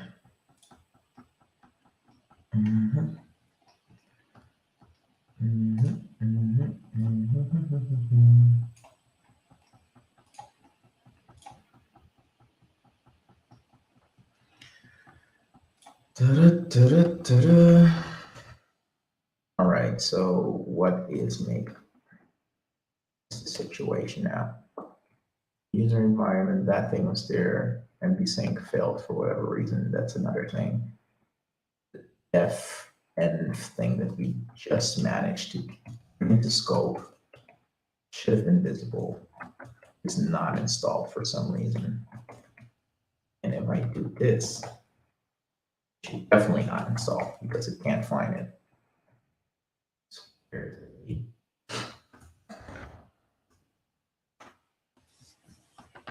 We somehow nix devtools see, what do we have in nix tools?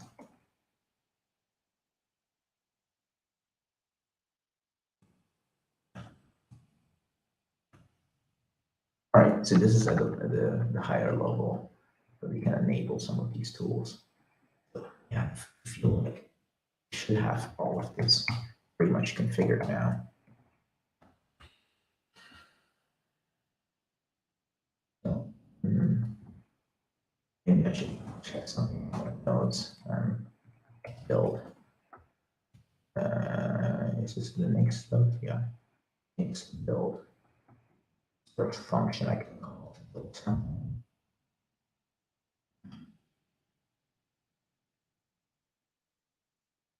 So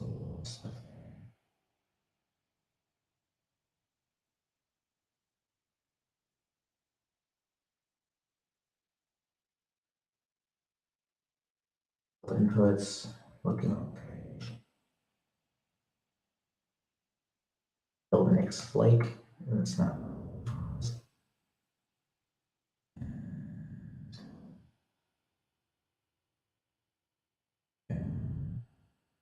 It's also not what we did. Build inputs.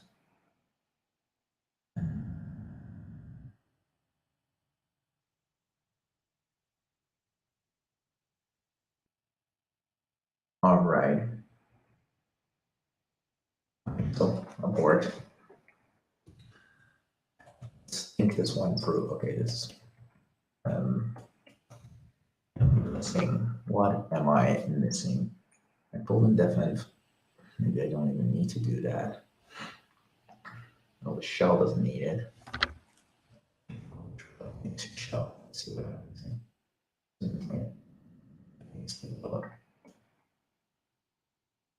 Shell. Not satisfying. It's not found. Oh, kind of fair enough. Needed there. Okay, let's have a look at where I refer to. This is actually sources escape.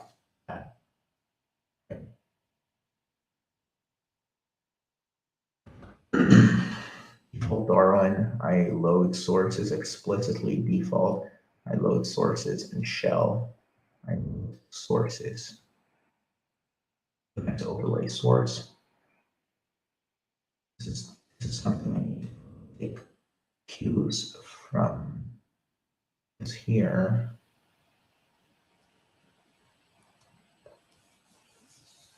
The overlay.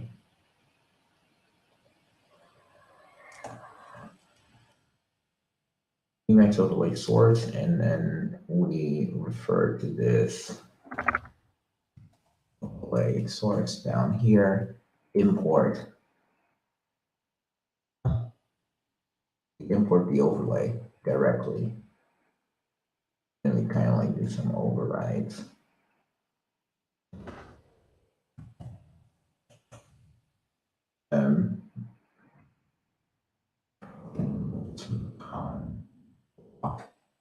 Just put it directly into def, right?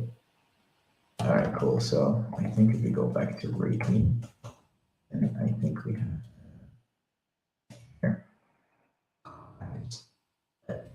Take that out. Def env source. This is here. Def packages. Now let's see where def packages actually refer.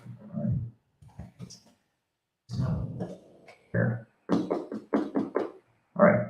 So we had to put them in elsewhere. It's kind of like stays.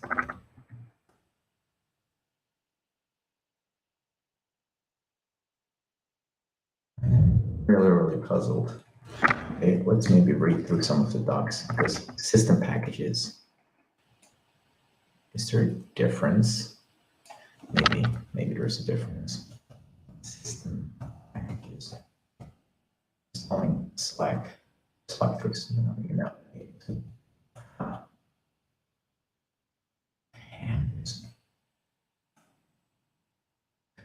def env, right? Then come back to this one. Just find system packages instead. Look at where def packages are packages out.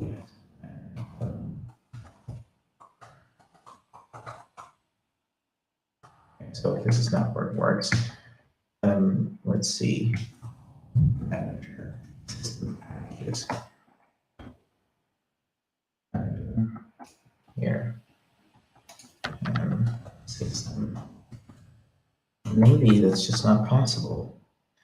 Maybe we have to install devenv on our main system, not through configuration setup. Yeah, I mean, from looking at this here,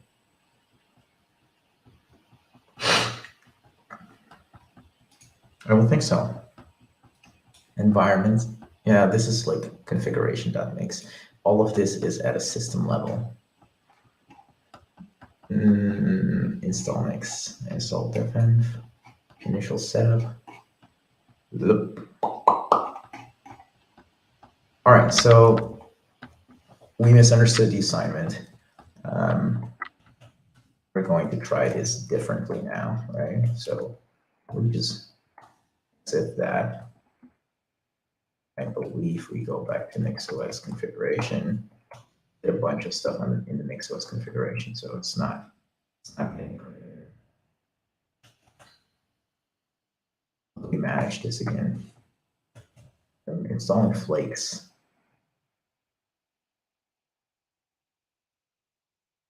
Let's just see. Using flake, nix rebuild flake. Okay, that's a new setup. So I moved to flakes already inside of.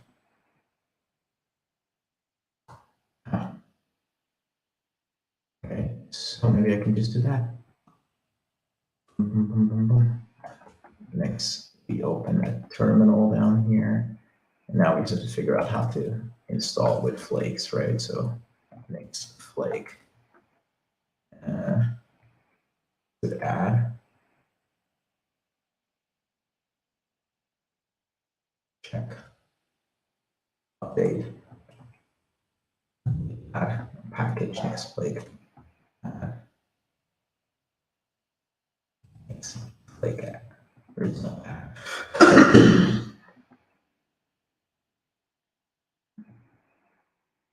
It's not in it either. Why am I constantly forgetting the same thing? It's a minimal example, so I'm guessing update is the way to do this, right? Just Google search, install at nix flake. See flakes. There's probably a command. Enable flakes, flake schema. Using flakes from a legacy nix, making your evaluations pure.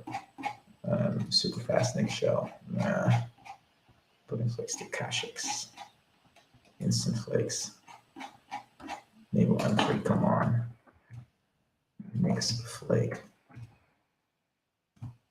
Okay. So lock is probably the only way to install something. All right, so we're just going to define input. All right, so let's go back.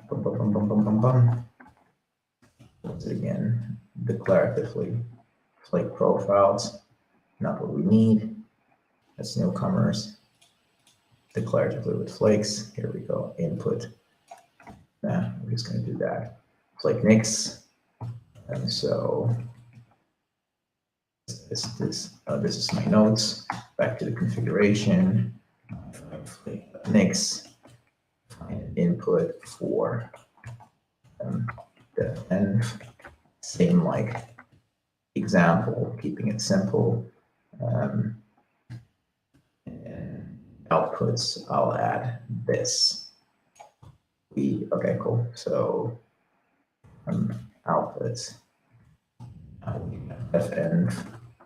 I never thought of this as a system dependency, but hey, here we are. defenv, and then we just need to list it under, well, packages, x86, 64-bit,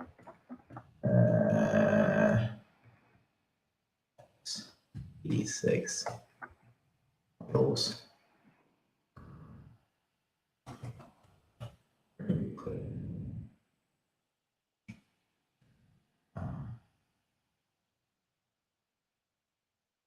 Hardware configuration.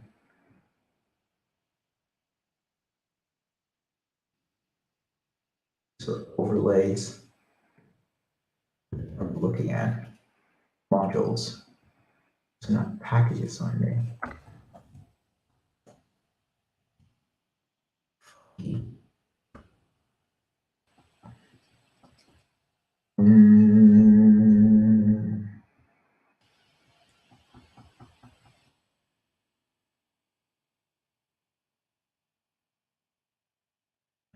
Okay.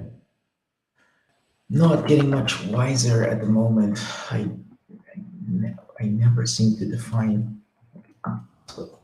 this whole nix system call, which builds my entire Linux system for a specific set of targets. But it's not super clear to me. Yeah, packages do the same. Oh, let's see if there's anything in a README. Someone plays Unix help experimental features. Bug, get flake, its configuration. The traditional part doesn't help. Enable overlays.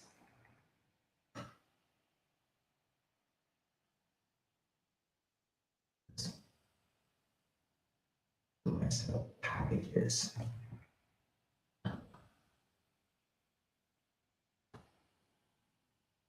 Okay, background. Let's see if this is anything.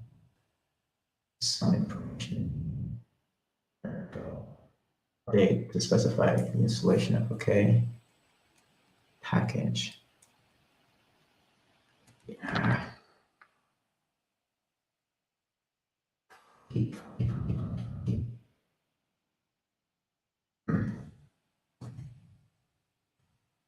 I probably just have to do something.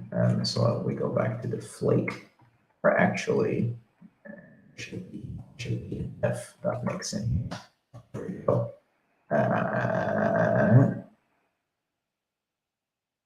This isn't packages. He said. All right, so here we do the def and right, scope.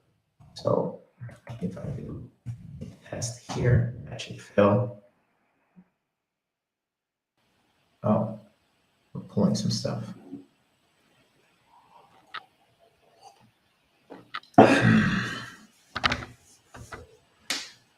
Here we go. Undefined variable. So go back to the flakes. Flake.nix. Let's have the overlay. We kind of like define some play commands that we needed. Right? So it's option, leading, defenv equals defenv. Yes, this is okay. It's come from at this level we have it. And see what happens now. Can you find it?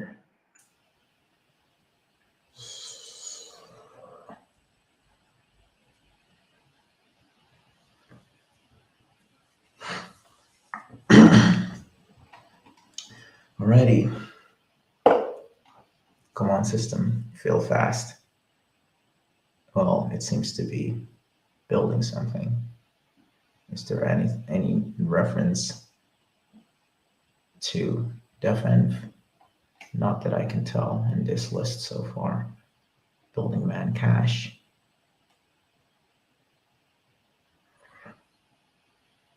Really interesting. Yes, you can tell that the whole EX, this is not always super easy. You have to read, tinker with a lot of code to get anything to once it runs, it's stable and reproducible. Okay, 2 hours in. Cool. I'm gonna take a quick break, folks.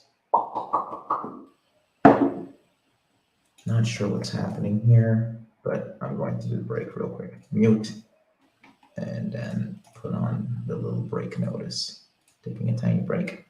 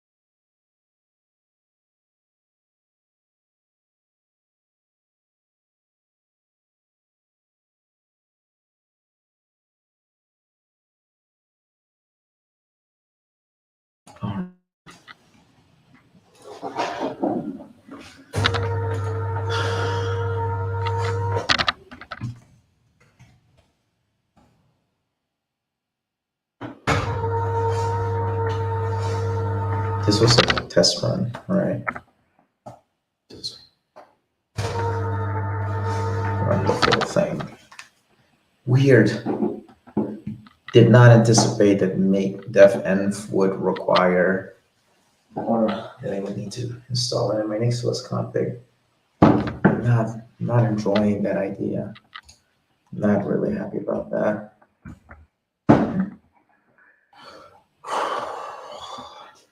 Minimum steps.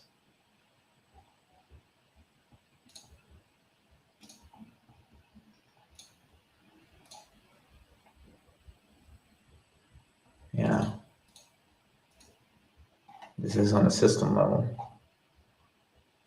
Huh. But yeah, hey, I can whine. Darn it.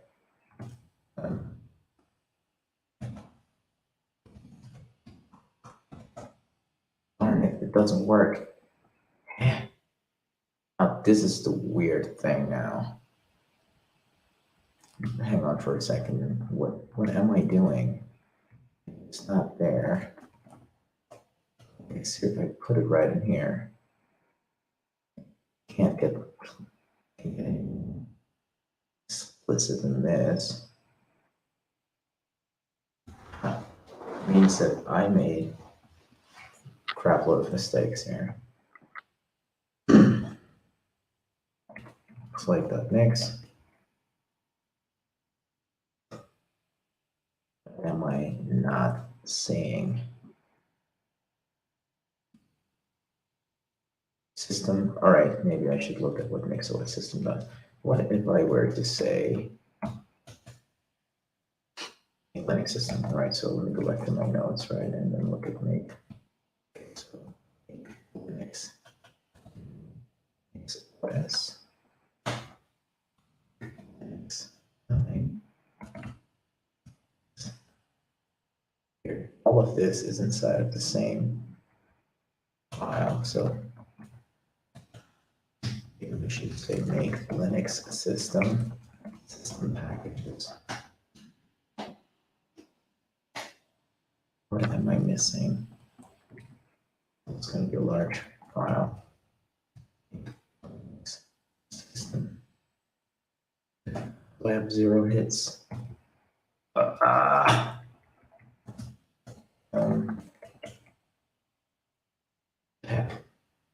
Okay, this is just nix-based system, right? My fault. Nix-based system. There we go. Also nothing. Okay, well, nix-OS system packages.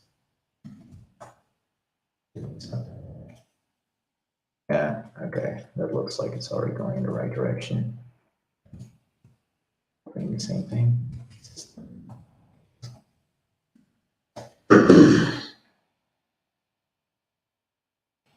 Environment system packages, Firefox, blah, blah.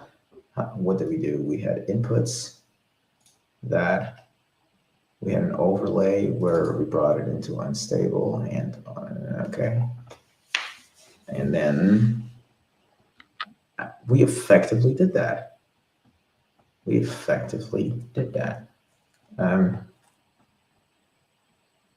Inherit system. Yeah, then modules, and then inside of modules we define. Yeah, what?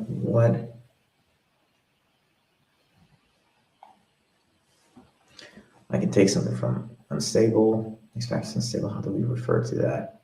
Right here, unstable, blah, blah, blah. So that's where it is.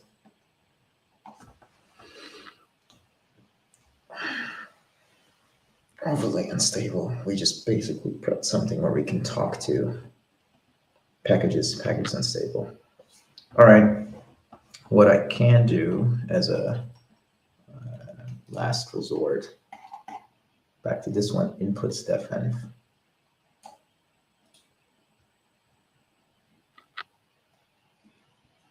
Maybe I do that, right? Because that was another thing. I have somewhere in here defen, and that comes in there, and then here I just call that, but still doesn't know I really need. So yeah, here we go. Final pref.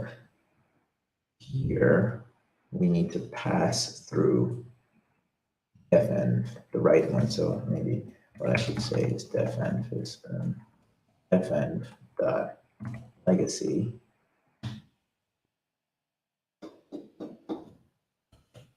I don't know. I think that's something I can check out inside of a Nix REPL, where I can import sources and then sources.defen. Ooh, no such file. Yeah, fair enough. That's not how that works. How does it work with flakes? Do you test flakes?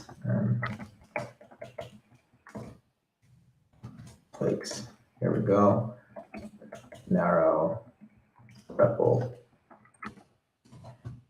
We can't test it in a REPL. Go back to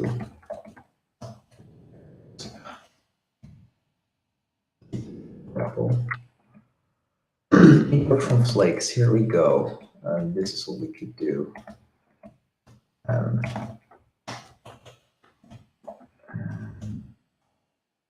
Yeah, fair enough. Go to the next REPL and then there, and then F.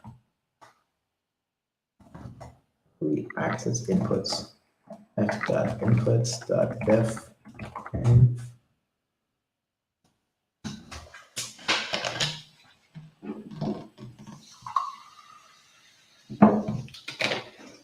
Boom.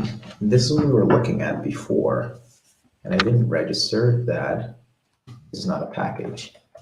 So I would either have to pick up, let me just do D and E.legacy packages. Let's see if that is that's missing. Okay. And so what we could do is do the whatever, something build attributes.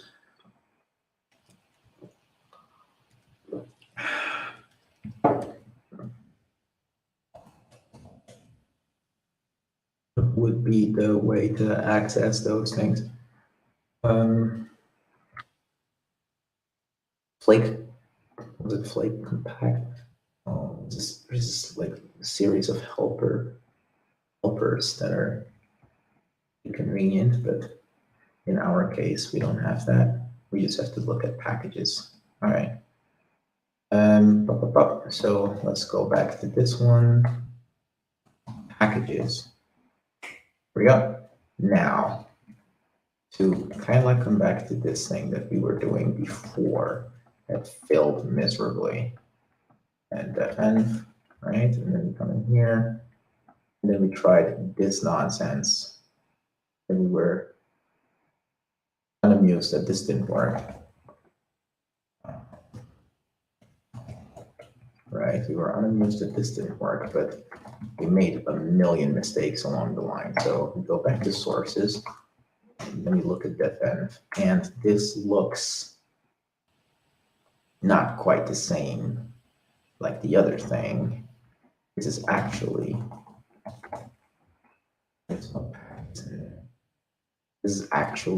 the output package. Yeah. For me, it's just really unclear. Let's see, what's the out path? Oh, actually, that's there, so I should be able to access. Okay, fair enough. I made a mistake there. Out path. Now let's have a look. Right? If I were to file. Okay, so there's something there. No build output. Okay, so it just picks up the source, but we need to build it first. Okay, so how do you build a flake? How do I?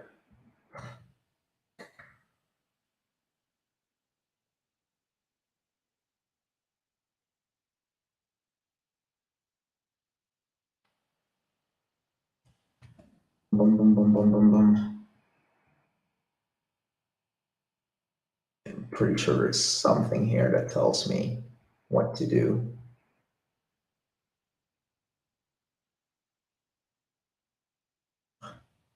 Lonely road.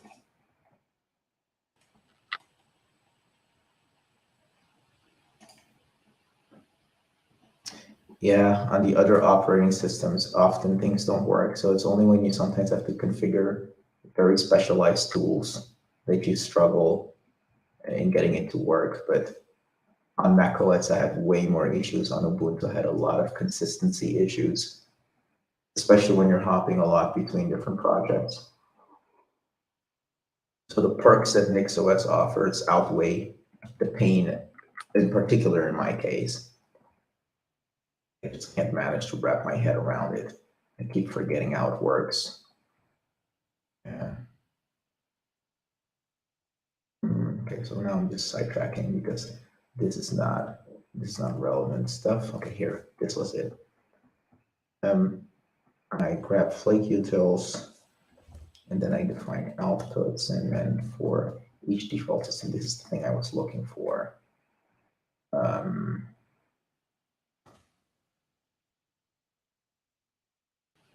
Probably is a little over the top.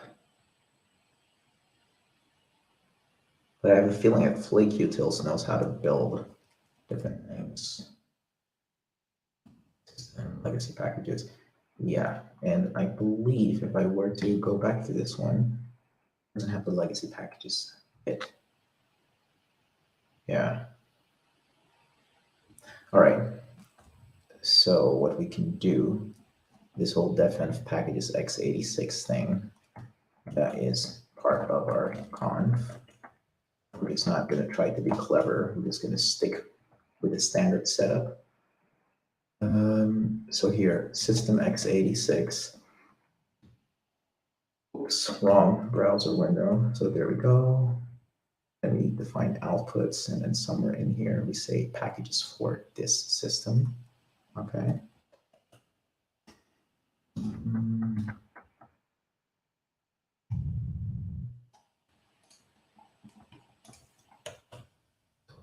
Modules, I'm going to fold this.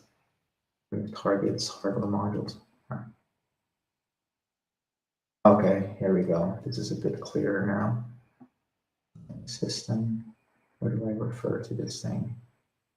This is actually the bit that we need. Make Linux system. And then we call it with a target. We define modules. So that's kind of like the big difference there.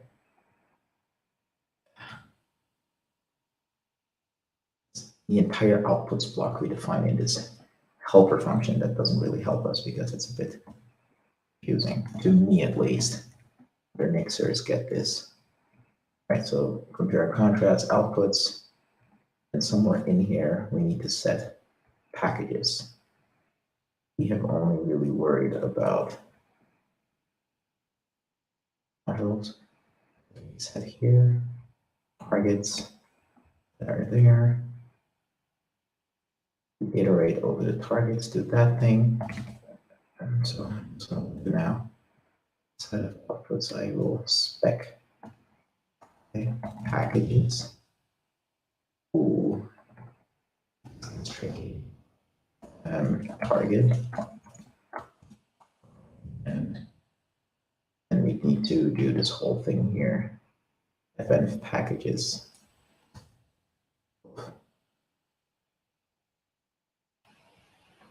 Yeah, okay. I don't like this at all.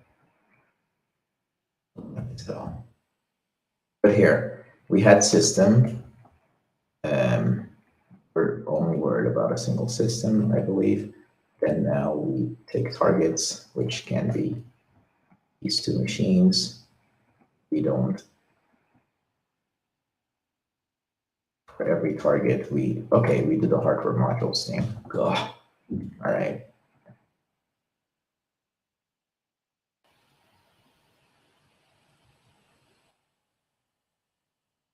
Maybe inside of the Linux system thing, we define packages. Yeah.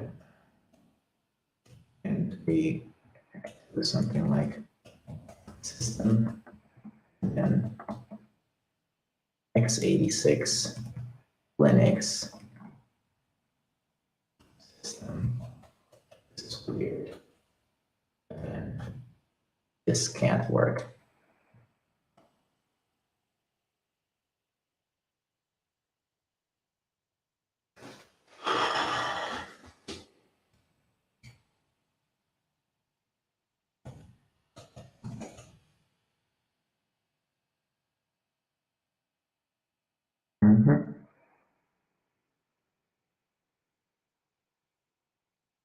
Okay, so we could also do it in here. Say fn is nix packages. Basically, fn system is probably a cleaner way to call packages first. Def system defn. This is probably the way to do it.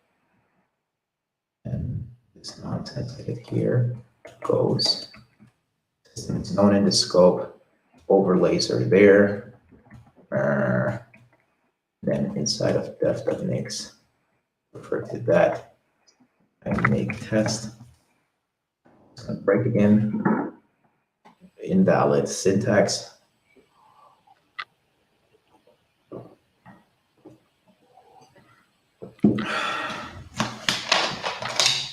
Okay.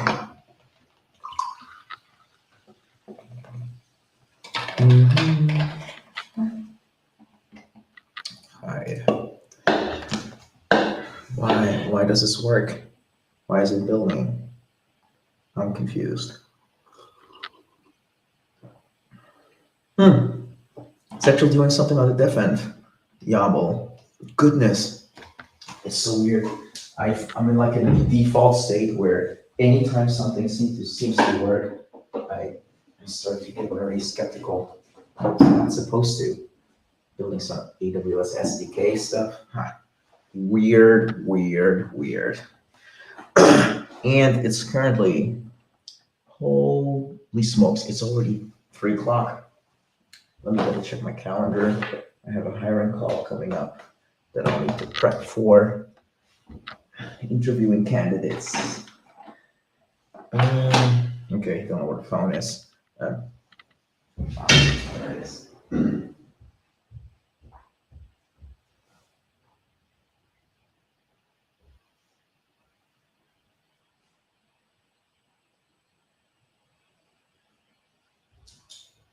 Yep. Got that call in an hour. Okay, so this thing is still doing something. Let's double check what changed. So in def, now pulling def env. It makes sense that we do this now. Oh, snap, I don't want to interfere. So my dot files. I don't think my dot files ever registered system it's on. Yeah, so this information it wouldn't have, which is why I need to kind of like filter. I need to solve that devtools stuff inside of the system configuration. Now I understand it a little bit better.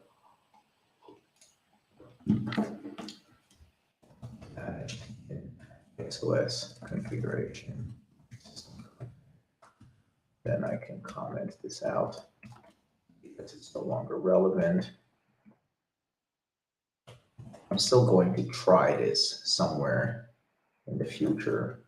And then I just have to remember to access packages like that. And this, whatever the system variable is in the def env. But for today, it's going to that's it. I never had cache. Okay, so I'm going to delete this commit.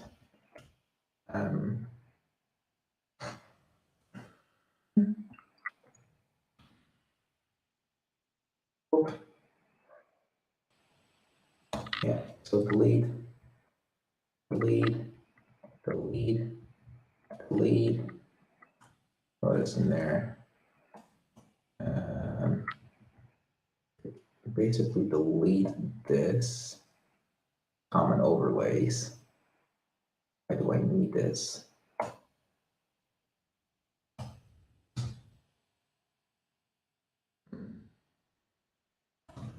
Overlays. Oh, because this one was here. Well, I don't need that anymore. Common overlays can go, right? And then everything that's in here is some old stuff. So what I can do here, stage, and index, right? And then base, actually, base interactive.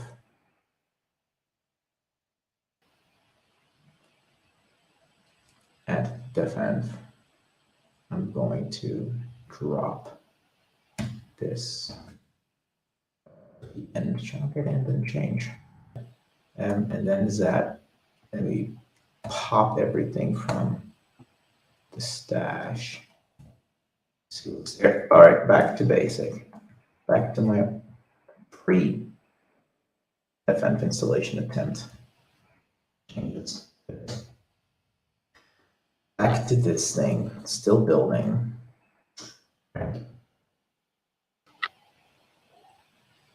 Well, building is is a success metric, I guess. So that's done.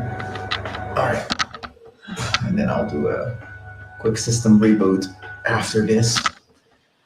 That'll be the end of it. That'll be the end of it.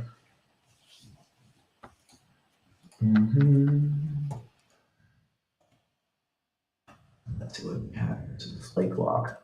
We can record that. We have the flake nix def and latest. So taking the latest stuff, that's probably not.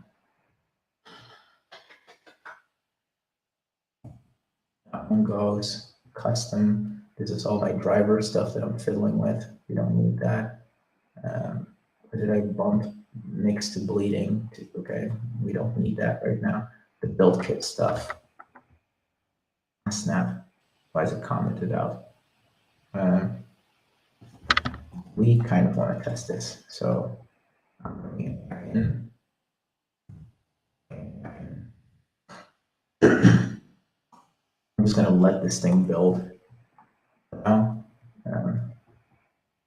because next build will be shorter if I let it complete. That's just important. Where are we? It's 212. Cool stuff happening.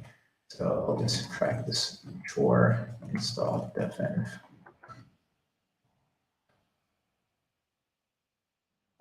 Into feet. Okay.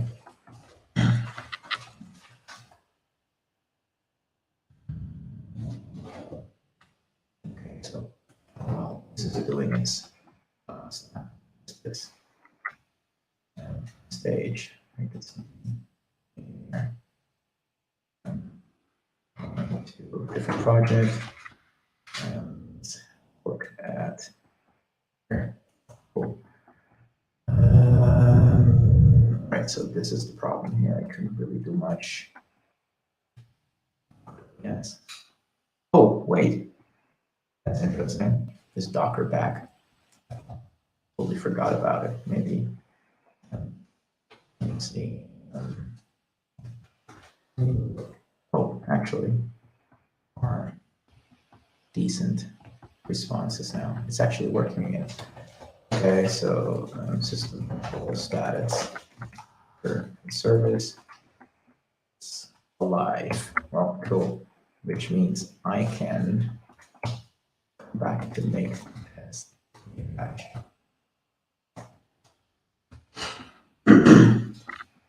Okay, getting to the end. Just making sure that everything here works, which pyrite. Well, first, there, poetry run. Pyrite. That should run. Cool.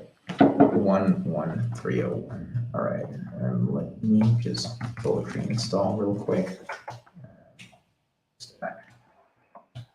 See what kind of changes are there. I want to track the.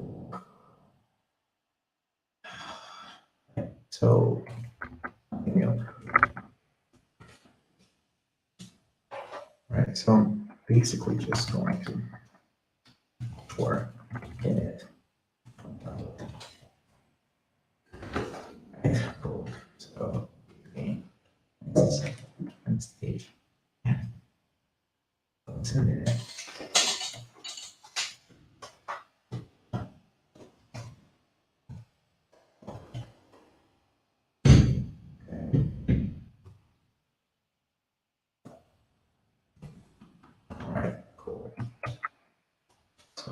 Have this there, check out new branch starting at main beat setup users endpoints, probably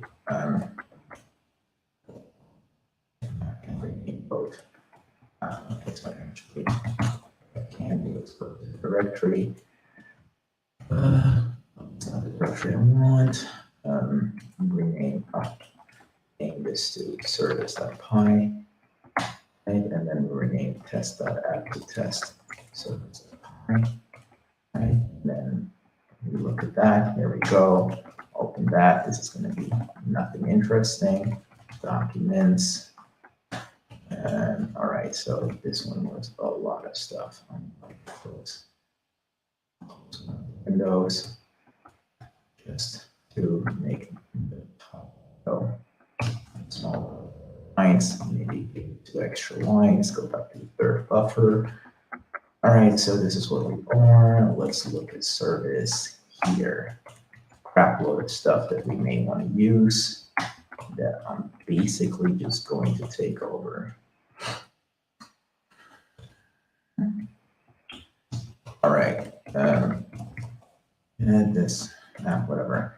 I'm not going to do too many things at the same time. Users, let's just have a look. Poetry run. Actually, do that here. What was the command to damn thing? Here. Oh, is this thing still running? It wasn't. The Docker container was terminated. Let's just exit this v term. Okay, so. Oh.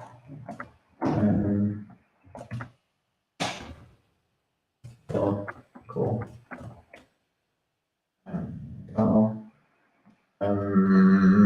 Make bash. Wait a minute. Well, fair enough. Make image def. I have to rebuild my images. It's actually done. I was about to switch to another project. Make bash. It's internal. There we go. Hopping in there.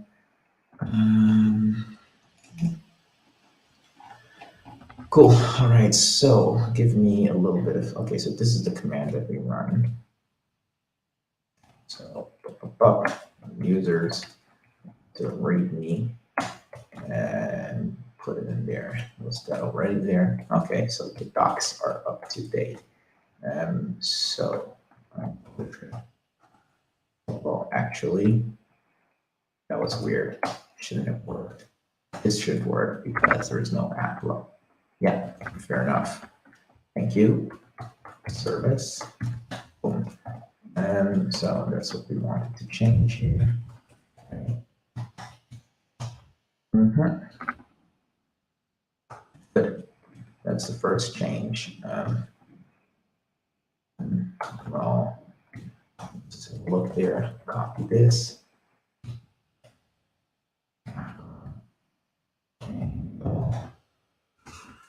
Going to break because, okay, fair enough, address already in use. And then the error we're going to have now is all the imports that aren't there. There we go, no models, which we're going to lazily copy the other thing. So as far as I can tell, we have like documents. So we have models, and that is it. We'll copy them into API, users internal. And what is that? File missing. Interesting. And I can imagine why. Because if I go back to my document service, check out the right place am I? Let's see, give me the diff stats of the current branch. Parameters, model, service, blah, blah, blah, blah, blah. Never checked it. Intriguing. What the hell? Parameters.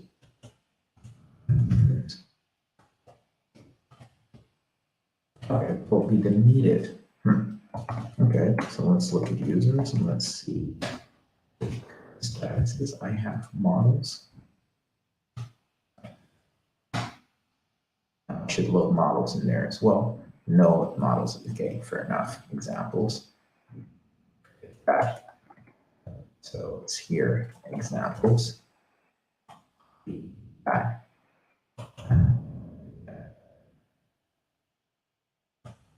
Examples to API users internal. Same thing.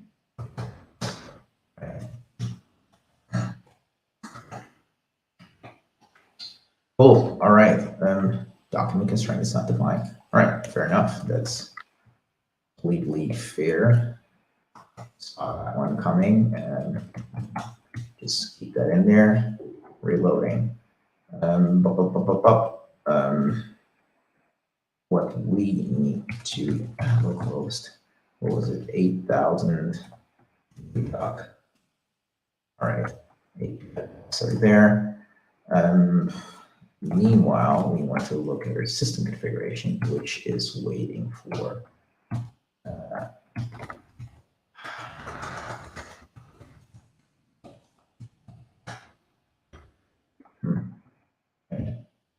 so Macon is not, and unfortunately, we're probably going to break Docker again. But we know that we can go back. I think we went back when we were fiddling around with other tools and we had commented out the whole build kit thing. And I can always rebase that out of the lineage. Alrighty, what is going on? We don't have to do a lot of building now because everything is built already. Stopping service, look at this, found leftover process. Warning errors while switching to the new configuration. See, it seems to fail whenever I bring back the new config. So I would bet that this is part of the problem.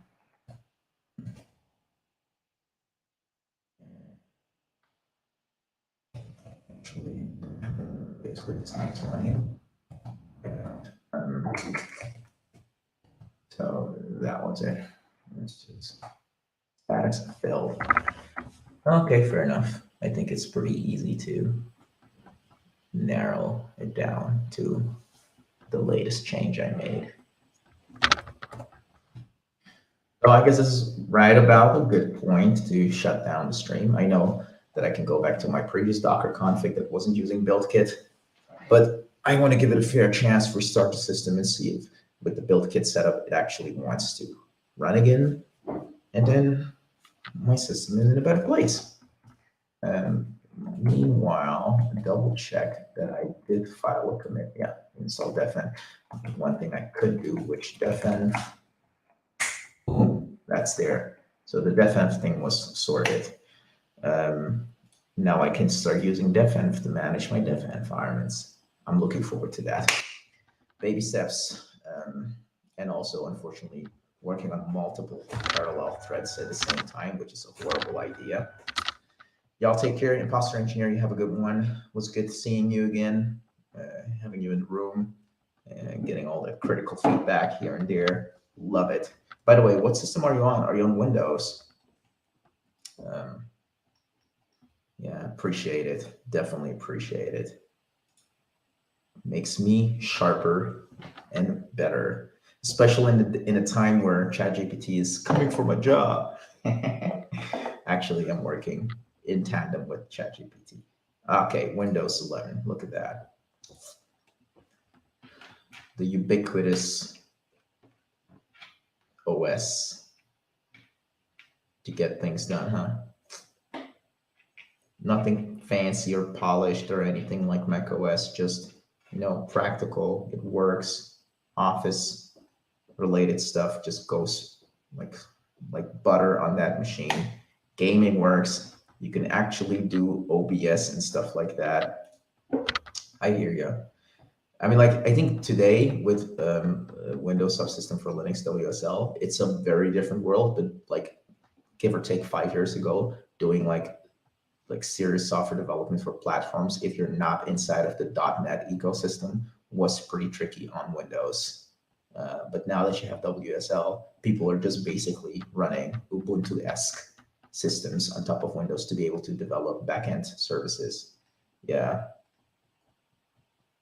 yeah, yeah, because you can spin up dev environments. I feel it seems like dev environments are still most premium in Linux because much of the tooling was designed to work there, and it just works really well. It's also not pleasant to develop tools for Windows. I've tried it before.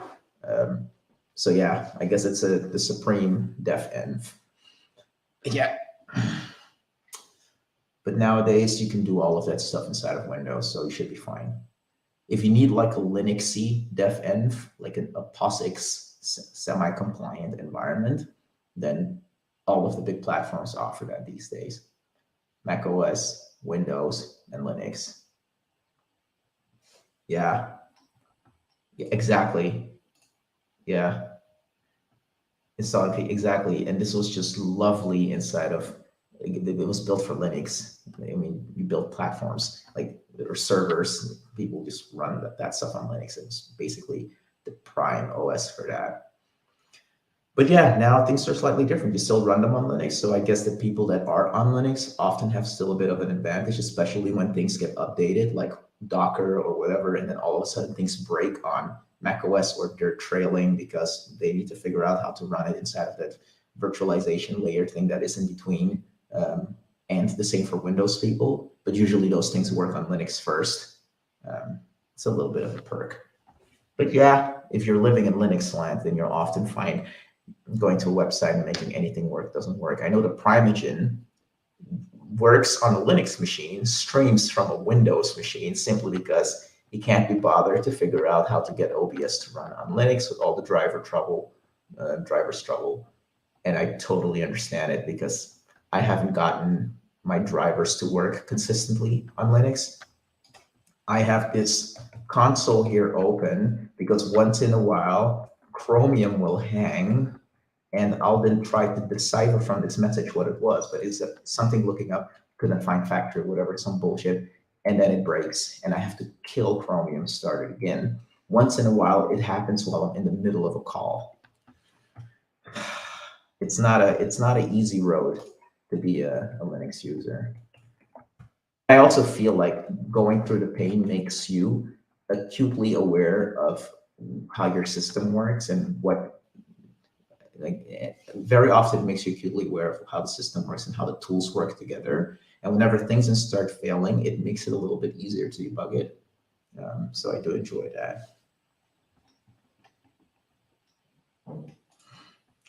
Yeah, let's see that. If energy is not a big issue, you only need a low-end Windows machine and a capture card to make it work. Yeah, I should probably look into that. Yeah. Cool.